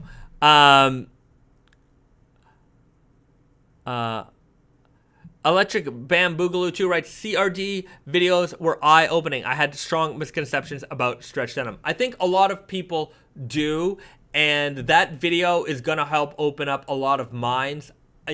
Obviously, my videos here, these live streams are 2 hours long. You're not going to catch every bit of information. Not everyone's going to watch every one of these videos, that's for sure. But he covers a single topic, in a short amount of time. You can learn a lot from it. Whether you agree or you disagree with that sentiment, you at least have the information now, and maybe you have a little bit more insights into another point of view. You're never going to change your mind about anything in one conversation. It's always going to take a little bit of time. And, the more open-minded you are to certain ideas, you become less, I find as you start to accept stretch denim, you become less militant about this whole idea of authenticity and things like that. Look, nobody is criticizing anyone who wants to dress, full-on vintage regalia. That's cool. I like that stuff. Don't get me wrong. I think it looks neat, but the idea that that's the only way to do it, I think that's wrong. I think that there's no right or wrong way to do it. You do you, however way you want to wear your raw jeans, you wear your raw jeans. You want to wear them slouched, wear them slouched. You want to wear them high, you wear them high. You want to wear them tight, go for it. You want to wear them loose, all the power to you.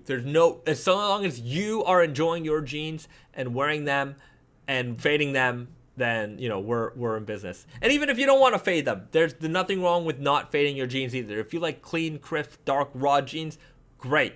That's what we make. So there's no shame in that game either. So, yeah.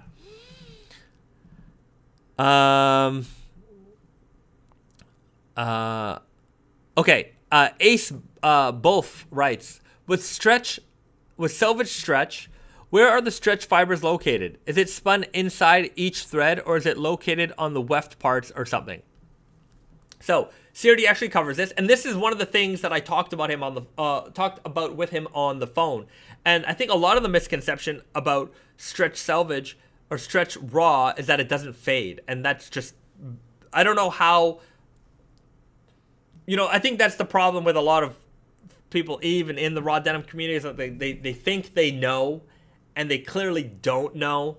And the idea that stretch raw denim wouldn't fade is one of the most bizarre ideas that has been kind of circulating. And that's because we all know jeans fade, indigo fades, and that's on the outside of your jeans, right? And that's dyed with, that's the warp. And stretch is on the weft. Maybe that's the problem, but that's not even actually the problem. The stretch fibers on a pair of jeans are typically on the weft. So your jeans will stretch left and right.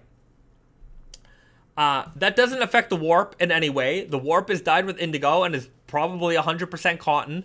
I say probably because, there's off chance it might not be. But even if it's not, it doesn't matter. If it's rope dyed indigo on the warp, it's going to fade. And you have your stretch yarns on the weft. They're gonna make the jeans comfortable.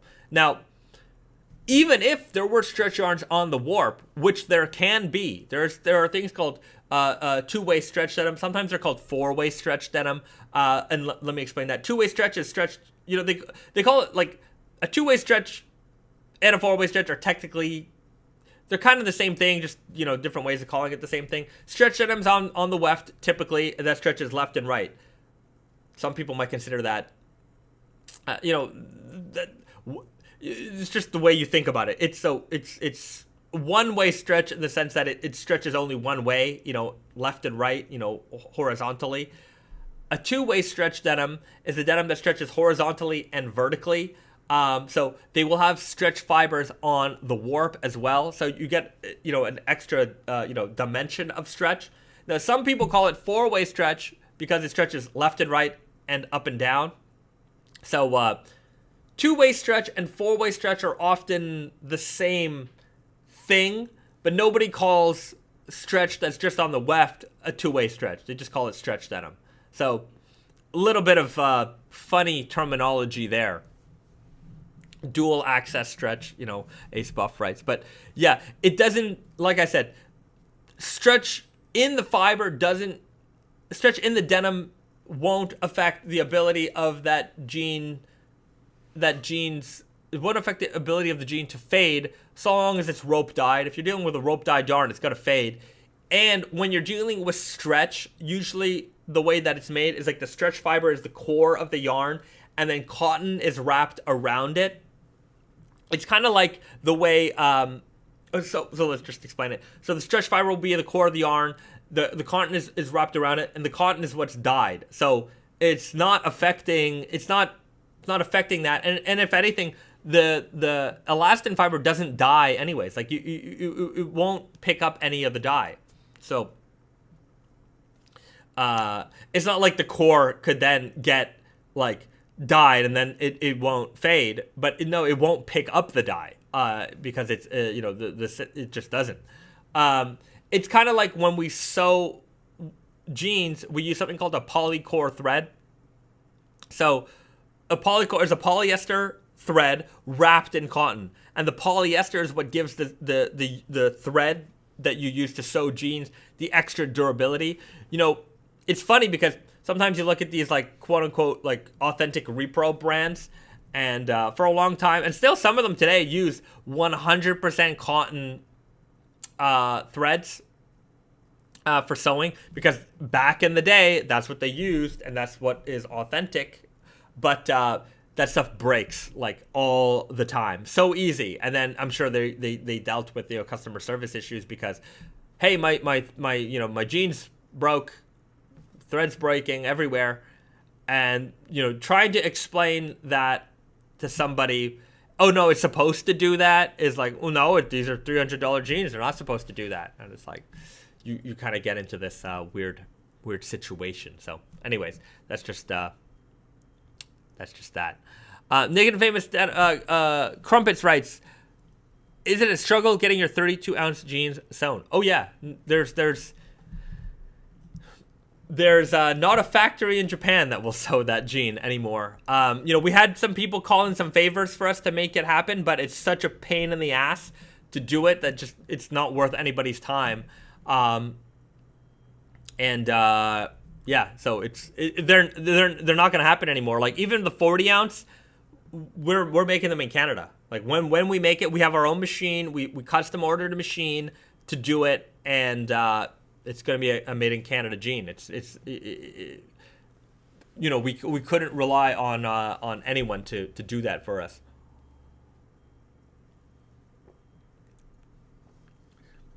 Shay Longley writes, my 11-ounce Weird Guys fade is amazing. More subtle, but definitely nice contrast. Yeah, I would say that the only difference between a stretch denim and a 100% cotton denim is stretch denims tend not to have as strong of a memory as 100% cotton does. So creases take longer to become pronounced. It really takes a while for those creases to really settle in. Whereas 100% cotton jean that's really rigid, a day or two after you wearing them in, those creases are settled. So you're going to get a lot more fading, pronounced fading on those crease lines.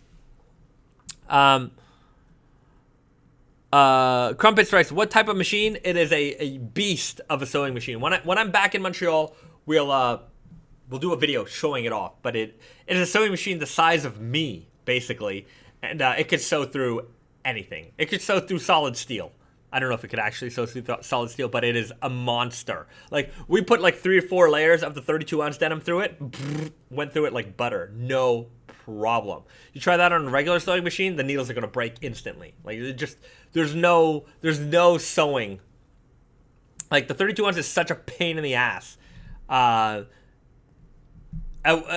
the factory would tell us that they would have 3 people on the machine, as they would sew that machine. There's like people holding the fabric on both sides. They would have a mechanic just sitting at the machine waiting, because like every 2 minutes that machine breaks down. They gotta adjust it. They gotta fix some stuff.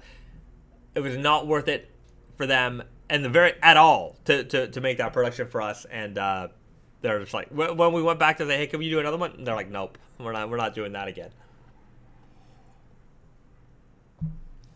Okay. Another preview, because I said we'd do another preview. We got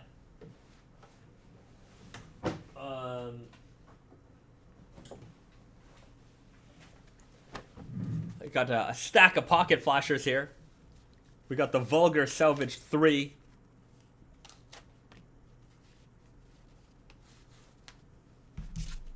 Check that out. Check out that pocket flasher. So it's I guess it's the same Vulgar Selvedge pocket flasher now with the number 3 on it and orange. So just a little bit of a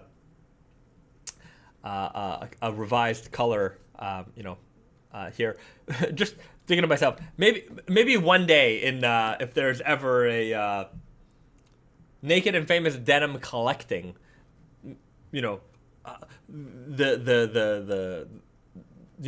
grader will be like, oh, the pocket flasher was printed immaculately, and there's no creasing, no folds, blah blah blah, mint condition, 9.8 rating out of 10. I don't know. It's who knows what the future is gonna bring for that type of stuff. But who 100 years from now, there's gonna be some hopefully some denim collectors collecting Naked and Famous Denim and fetching large amounts of money, just like old Levi's jeans or things like that. Who knows? It could be interesting. I wonder if that'll ever become a thing. But anyways, let's talk Vulgar Selvedge 3. So the Vulgar Selvedge is like our Chinese New Year denim. It's the same fabric that we run, that we will then kind of change the, with the Chinese New Year, it's always the same denim. We change the leather patch. But with the Vulgar Selvedge, we've done a couple of different iterations over the past few years. And this time, the Selvedge ID is, I think, the naughtiest it's ever been. So we have the words. I should get my phone out to do this. Let's switch to camera B. Camera B is coming up. Hold on. Okay, let's get that going. Does this work? Hold on a second. If it blanks out for a second, I apologize. There we go. There we go. Boom. So we've got camera B here. We've got the Vulgar Selvedge, and you can see here what we've got on the Selvedge ID. Fuck you, you fucking fuck. And yeah, all across the Selvedge ID. So that's the main, kind of feature of this denim. But of course, the fabric itself is pretty nice on its own. And if you watch that fade review, you'll see a beautiful example of a faded pair. And you'll notice that I talked about this denim, and we talk about this denim as having a short slub. So you can see here, like the dark points and the light points. So you can see some highlights in this denim fabric, but unlike like an Okayama Spirit or a Japan Heritage, you don't have that crazy 3D texture to the denim. It still is like, I wouldn't say like perfectly flat. It's not uniform in the sense that like, we're using a standard yarn, but you don't have that 3D texture that you would on on something using a much slubbier denim. So you've got that kind of classic feel, a little bit of streakiness, and that streakiness really starts to show once the denim has faded. And you definitely want to check out that fade review video that I just put it out today on the Vulgar Selvedge. So a beautiful fading denim, classic raw denim look with a little bit of fading, a little bit of like kind of streakiness to it. You've got the exposed coin pocket on the exposed Selvedge coin pocket here. You can see a little bit there, but if you really want to flip someone off, that's when you flip the cuff and show that off. And I really like the way this came out. I really love this font. I think it's kind of funny, and on top of that, I could talk about the story of how this jean came to be, especially in this form. Basically, we do, we've been doing the Vulgar Selvedge for a while. It's a fan favorite, and I thought to myself, maybe it's time we do something a little bit the opposite of the Vulgar Selvedge. Maybe we do something that's peace and love and all that kind of world stuff. And I had an idea to do that very gene. Had like peace signs and hearts and positive messaging. And we have among our staff we've got some devout Christians who want to push a positive message to the world. As you don't have to be religious to do that, but they're always to me, why you gotta do so many swears and stuff.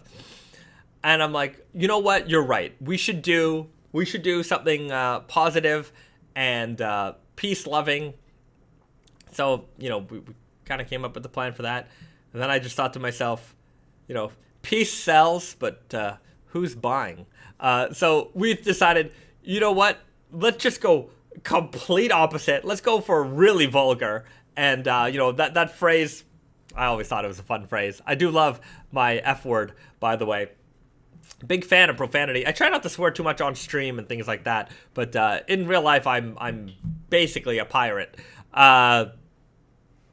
But yeah, that's how that gene came to be. I just thought, you know what, I think people like peace and all, but I think people like that messaging a little bit more. And I personally do too. I do want to make peace sign hippies stuff like that eventually. It's gonna come. Another idea I had, just let me know if you guys think it's a good idea or not. I thought it'd be kind of fun to do like the raver guy.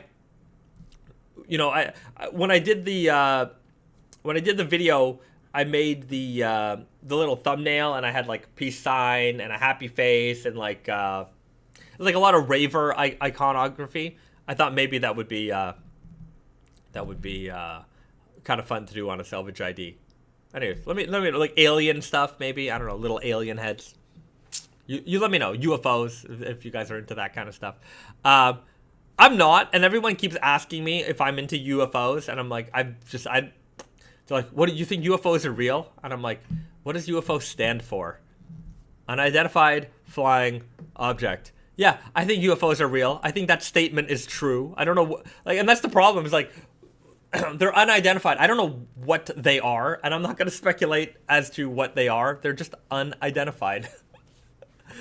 Dean Crowley. Yeah, UFO Selvedge ID would be amazing. LOL. Right. I know UFOs are big right now, but when I was a kid, I loved like alien conspiracies, Area 51, Fire in the Sky. You ever watch that movie, Fire in the Sky? Based on a true story. I'm like, this is true. I used to get the alien books at the library, Alien Encounters, X-Files. Really, really was super into that stuff. Graz, the Freak writes, I'm not religious, but Jesus jeans would be dope.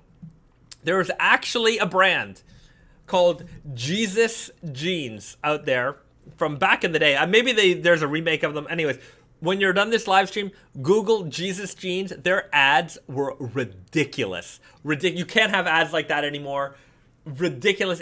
They were I think they're Italian or something, but very sexy Italian mentality. Really, really, as someone who just genuinely loves old denim ads, they're great. There's a old Canadian denim company called GWG, Great Western Garment Company, GWG Jeans, and they I think they got bought out by Levi's in like the early 90s, late 80s, something like that, and then Levi's shut them down. And I think they just took over their distribution and sold a bunch of Levi's. Don't quote me on that. I don't know. But I think that's what the story is. But anyways, GWG was a Canadian brand, a big brand across Canada. If you go to a Canadian thrift store, odds are you will find some GWG jeans in the mix. I definitely have some old GWG jean jackets in my collection somewhere. And they've got some really funky commercials, and Wayne Gretzky at one point was their spokesperson. They had the great one, Wayne Gretzky, and I've heard there's this one commercial for GWG jeans, and like they're like dancing in like a disco, and they're like, yeah, can really groove in these GWG jeans. Just really really good stuff. But yeah, old Jordache or what's that called? Sergio Valente jeans. Look up jeans ads on YouTube. They amazing. There's so many good old jeans advertisements. They just don't make them like that anymore. The Jordache look and Sergio Valente. What else? Some good ones. Obviously, some old Calvin Klein ads. Those are certainly very iconic. Old Levi's ads, no doubt. Diesel made a ton of great. I don't know if they were on television or not. They certainly weren't when I was growing up, but I just kind of found them from searching online. And when I worked for Diesel, we would have these DVDs with like all their old ad campaigns and things like that. A lot of really, really funny stuff going on there. They were very good at making ads, I'll tell you that much. But yeah, look up this old stuff. If you're into denim history and that kind of thing, you'll definitely enjoy these. Shay I'm not very good at names. Loughley. I hope I'm saying that right. I've definitely said your name a bunch of times in this stream. Nice Megadeth reference. Peace sells, but who's buying? Thank you very much. And he writes, I collect GWG. Check out Piece by Piece. It's the history of the brand. Check out Piece by Piece. The history. What you're gonna have to let me know. I don't know what Piece by Piece is. Is that a video I could find on YouTube? Let me know. I'd be interested in watching that. Cameron Smith, X-Files is a great show. It's really into aliens and government conspiracies back then. Very very fun stuff. Scully and Mulder, the smoking mans. All right. Let's see here. We got a bunch of stuff. FU, F and F. That's right. Put the pocket flashers on a deck of cards. Will Hernandez writes, that could be something. One day I hope to have a Naked Famous Denim book, and we'll have all the evolution of the pocket flashers.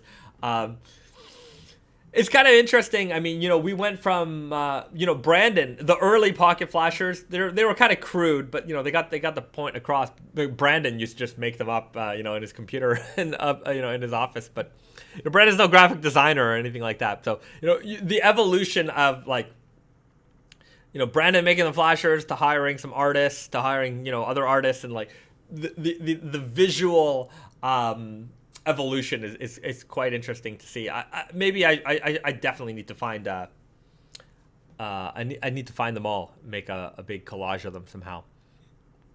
All right. I'm just gonna remind everybody, hit the like button and subscribe to the channel. If you can see, we've got a little subscriber goal counter in the corner. I think I might have been a little overzealous trying to think we're going to get 100 subscribers in this stream. I would imagine that most of you are already subscribed, and if you're not already subscribed, hit the subscribe button, and you'll see a little animation play in the corner. You'll be rewarded with that little animation and notifications of all of our latest content. Furthermore, hit the like button. If we get the video up to 120 likes, I will give away a $25 gift card to Tati and Yoko or Naked Famous Denim NYC, your choice. Just leave a comment in the comment section below, and we'll pick from a lucky commenter there. So be sure to hit that like button. It helps engagement for us, and lets people know who are interested in raw denim that this is a fulfilling piece of content for them to consider watching. Quanner writes, do you guys have any swatches of old denim you'd sell? Trying to do some Sashiko Boro repair on my jeans. We don't sell any of our fabrics, but send it, if you need a little scrap of something, just send us a message. We can see what we can do and get you something. Dean Crowley writes, I saw a post on the raw denim subforum of a pair of houndstooth wool double weave with cotton jeans. Ever think about doing that type of thing again? Oh yeah. I think we'll do something like that again, like the alternative fabrics. Just give us some time. I can see us doing something like that again. That was a fun jean. That was an early day pair of Naked Famous jeans. I'm just trying to think, that probably around 2011, that pair came out. So yeah. TVR Bow 86 writes, I'm tempted to unsubscribe and resubscribe to get my name on the screen. Do it, and then you'll get to see the little animation that plays. I have to say, do it, and people will see the animation. And or if you're not subscribing, do it, and then people will see the animation that plays on the screen. I think it's a little fun. But we'll play around with that. We'll also play around with maybe some of the now that I've kind of figured out how to add all this stuff on the screen, we could try to jazz up these live streams a little bit more. We'll see. I don't know how important this stuff is or not. But we'll see. We're gonna play around. We're always gonna play around. Oh yeah, I remember earlier in the live stream somebody asked me what these hats were. Remember? So, what these hats are for spring summer 22. We've got new caps coming. So you guys already know about our 5-panel caps. So our 5 panels are this kind of style. These are the new caps. So we have a new 5-panel cap coming in the lightweight tech denim. So I showed this off in a couple of lives. This is a spring summer 22 fabric. So this is the tech wear denim. Very, very. I can't put it on. I got my headphones on. Oh wait, hold on. I can do this. So we've got our 5-panel caps, which we have available on the website. You can get some of the Japan Heritage. These are available now. So we're adding a new flavor in spring, and now we're also adding a new silhouette. So these are classic baseball cap. 6 panel baseball caps. Obviously much deeper. You've got the classic style brim. We've got it in the Japan Heritage, in that tech wear denim, and this is the Japan Heritage black. So some slubby denim options for you. These are all made in Japan also. So our made in Japan baseball caps will be available in the spring. Yeah, we just wanted to expand our hat assortment for you guys. So classic baseball cap. I gotta adjust. It's not fitting me properly right now, but you guys get the idea. So this is coming soon in the spring. So yeah, we're getting to the fall, but the spring isn't too far away.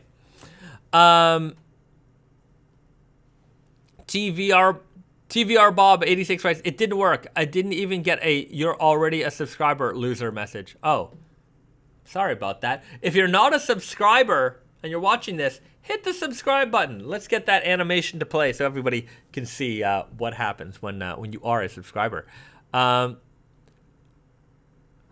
Shay Loudly writes, GWG Piece by Piece is a book written by Catherine C. Cole. I highly recommend it. Well, I'm gonna have to check it out. Graz the Freak writes, how does the unsanforized denim work with the caps? Do they shrink? They'll shrink a little bit, but they'll stretch back out. I also find that people tend not to wash their hats very often, so it may not be an issue. And even if you are the type that doesn't wash your hat very often, when you wear it, it stretches out. They'll shrink a little bit, and you put it back on, and they'll stretch back out again. I've had the Japan Heritage 5-panel cap for a while. I've washed it a few times, never had any issues, and we've been selling that for a while. Never had any customers complain, so I don't think it's too much of an issue here on the caps. All right, we got the little subscriber animation playing. So that's that's me. If you guys know our seasonal preview videos, usually I'll start off with a "oh hi, I didn't see you there," and so that's that little animation I pulled from one of our videos. I don't know. Is it fun? Do you guys like it? Let me know. Or maybe we'll change it around every now and then. We'll try to surprise you with a new subscriber animation. I thought it was funny. Zim the Fat Dog writes, seaweed denim coming back. I don't know. I mean, I wouldn't say anytime soon. It feels like the seaweed denim is still kind of fresh. They might be sold out, but they're still kind of fresh. You know, they're not that old. They're not at the point where they need a reissue. You know what I mean? Okay. I think. Hold on a second. I'm not sure if the stream is still okay or not. I see a little spinny circle. If the stream is all right, let me know. Leave a comment. But I think we're struggling here. Hopefully, we're not struggling for too long. It looks like we've been disconnected, and let's try to reconnect.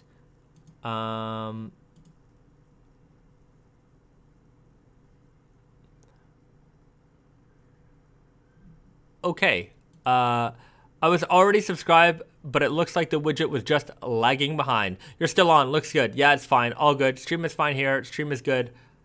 Okay, I hope it's still good. My stream, on my end, I've just got a little loop-de-loop circle going on, so I'm not sure if it's still working or not. I hope it's still working. Yeah. So I'm going to grab, I thought it was a good idea. Maybe somebody suggested that we do movie suggestion time. So let's pull out a movie, and I'll suggest it to watch. Everybody, you guys can watch it. We can talk a little bit about it next week. And I'll grab a snack, and we'll do some snack time, and we'll wrap up this session. So just give me a second here. I'm just gonna grab a film, and we'll be right back.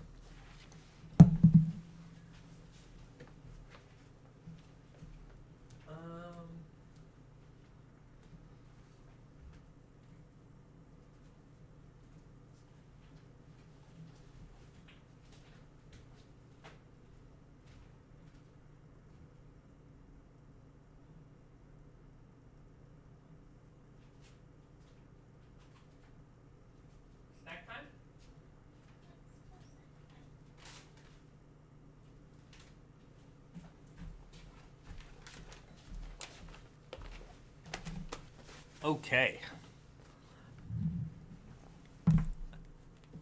Quanner writes, would you guys do a dad hat style? I think tell me what you mean by dad hat. Maybe leave a link in the comment section with what you're thinking. But I think we kind of covered dad hat. I thought our baseball caps were a little bit more dad hat style. So that's definitely what part of my thinking there. Welcome, Risa. Like your t-shirt. St-Viateur Bagel, Montreal's, I guess, institution for bagels. If you guys don't know, Montreal is famous for its bagels. And if you go to Montreal, everybody is going to tell you to go to two places.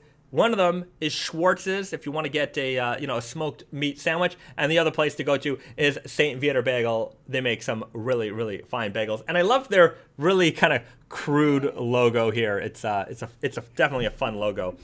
So Risa's representing Montreal pretty hard right now with St-Viateur Bagel. I'm just gonna move the microphone in between us so we've got some audio. So we've got two things. First, we'll do snack time, then we'll get into movie suggestion time. So what do we got here, Risa? Caramucho, but Poom Poom version. Poom Poom? Poom Poom? This is like a sound, like a sound that we make to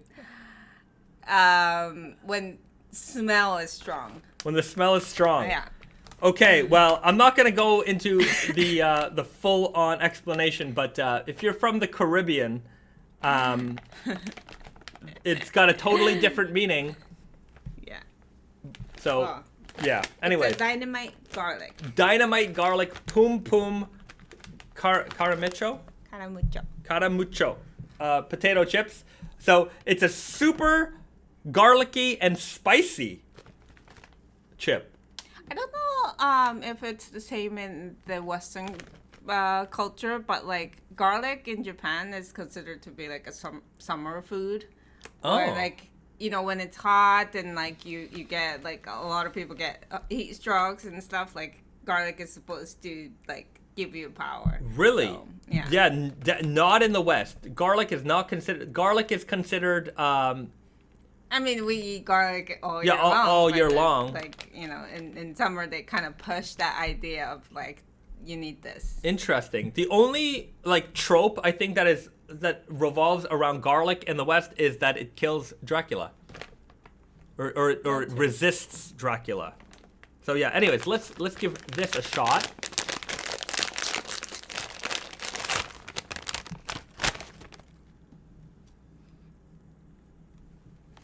Garlicky. Yeah. It's all garlic smell. Yeah, but they do have that like smell of like Caramaggio. They have a regular one that's not garlic one that is just, you know, Yeah, sweet and spicy. We can focus on that a little bit. You can see maybe that's the focus distance here. It's a standard potato chip. You can see it's got a little bit of like red spice on there as well. If you can see it. Anyways. Yeah. All right. Oh yeah. Very garlicky. Ooh. Very garlicky. And then the spice hits you. Right? Garlic, intense garlic, and then intense spice. Not like burning my mouth off spice, but it's like dancing on my tongue. It kind of feels like when you eat raw garlic, it gives you this like spiciness. Like it's not like These are good. it is very intense. Mm. We need to brush our teeth after this. Yeah. kind of thing. Oh yeah. This is a combination of bad breath. The spice is really strong. On a spice scale, 0 through 10, I put it at like a 5.2. It's spice like it. You know, in a previous live stream, I said, you know, those like spicy Cheeto things we ate. I said that would wreck a kid. This would bother a kid. The other ones, like a kid would get destroyed, wrecked. There's no chance a kid would eat those spicy Cheeto things we had. That would mess them up. Mm-hmm. This would like, you know, when kids are like starting to get a little bit older and brave, and they eat this, they'd be like, "Wow, this is like the hottest thing." That's what this spice is for me. My family who have like they can't handle spice at all. This would destroy them. Maybe that's possible. I don't know. It's not like a. I like Yeah, I don't know. I just like the combination. That's not very good. a typical combination that you would have, like a spicy, really spicy garlic chip. Very intense garlic. Mm-hmm. Like it's way more than like you know how like the taste of like garlic powder that's really like you overkilled with garlic powder. It's not that. It's like real garlic flavor. Good job. Good job. Would recommend. We gotta find a couple more of these. This is definitely, well, like a lot of these flavors, these are limited edition. Like they'll be in stores for like a month and then they're gone. So we might have to find a few more of those. All right. I Well, like that connection you made here. Yeah. Actually. so you know we from chips to movie. I thought like the packaging was kind of similar. But recommendation for the week. I haven't watched this yet, ever, and it's like the 10th anniversary of this film, and they just released the 4K, so I picked it up, and now I'm gonna enjoy it for the first time. Even though I already had the Blu-ray, I decided, you know what, let's enjoy it in 4K with Dolby Atmos, so you know, get the full experience. A very popular film, from what I understand. It's got a great following and fan base. Scott Pilgrim versus the World. Don't know what it's about. Never watched it. I'm surprised you never watched it. I'm also surprised I never watched it. It's one of those films that I've meant to watch. I definitely wanted to go in blind. I owned it, and I think the fact that I owned it was the reason why I never watched it. Because sometimes you just have that thing on your shelf, and you're like, oh, I'll get around to it. And then you never got around to it, and then all of a sudden the 10th anniversary comes out, and and I don't know. I think it was like $14 on Amazon, so it wasn't. I got it from Amazon US. So the price is fine. You know, I was like, okay, I'll give it a try. For that price, 4K Atmos, let's do it. So Scott Pilgrim versus the World. If you've never watched it, go and watch it this week, and we'll talk about it. We'll talk about it next week. It's like a book club, not like a recommendation, because you've never actually watched it. That's right. It's a book club. It's a book club. This is the Naked and Famous Denim movie club, and we'll let's watch this movie together, or at least we'll talk about it a little bit next week. Turbob86, wreck a kid is the best saying ever. Yeah. Kids, sometimes kids want to prove how tough they are by eating spicy things. Don't mess them up. But this. Yeah, I mean, you're not gonna die from a little bit of spice. But if they want to be tough, maybe give them a little bit of spice and see how they can handle it. This would mess up a lot of young kids, I think, and adults. Don't get me wrong. There are a lot of adults I know who cannot handle even the smallest amount of spice. This would definitely give them a hard day. Cameron Smith writes, Scott Pilgrim is a fun movie. Well, I hope to find out. A lot of rappers are inspired by it, like Cudi and Uzi Vert. All right, well, maybe it'll also inspire me in some way, somehow. Will Hernandez, 2 knives and 2 flames. That's a good rating system. Yeah. What's the knives for? All right, well, I'm gonna leave it at that, guys. I think that pretty much wraps things up. Don't forget, like always, to like, share, and subscribe to our channel. Tell a friend about us. You haven't hit that like button, do it now. Oh wait, we got a new cat house, and she's about to get in there. Pretty cool. All right, it's working. We got another little cat house there. So anyways, if you like that, hit the like button. Hit the like button. And do I have a thought of the day? Thought of the day is be kind to yourself. Be kind to yourself. Do something nice for yourself this weekend. Go treat yourself. Treat yourself. Whether it's an ice cream bar or a new pair of socks or whatever it is, go do something nice for yourself. And if you can do something nice for somebody else, do it. Take someone out to lunch.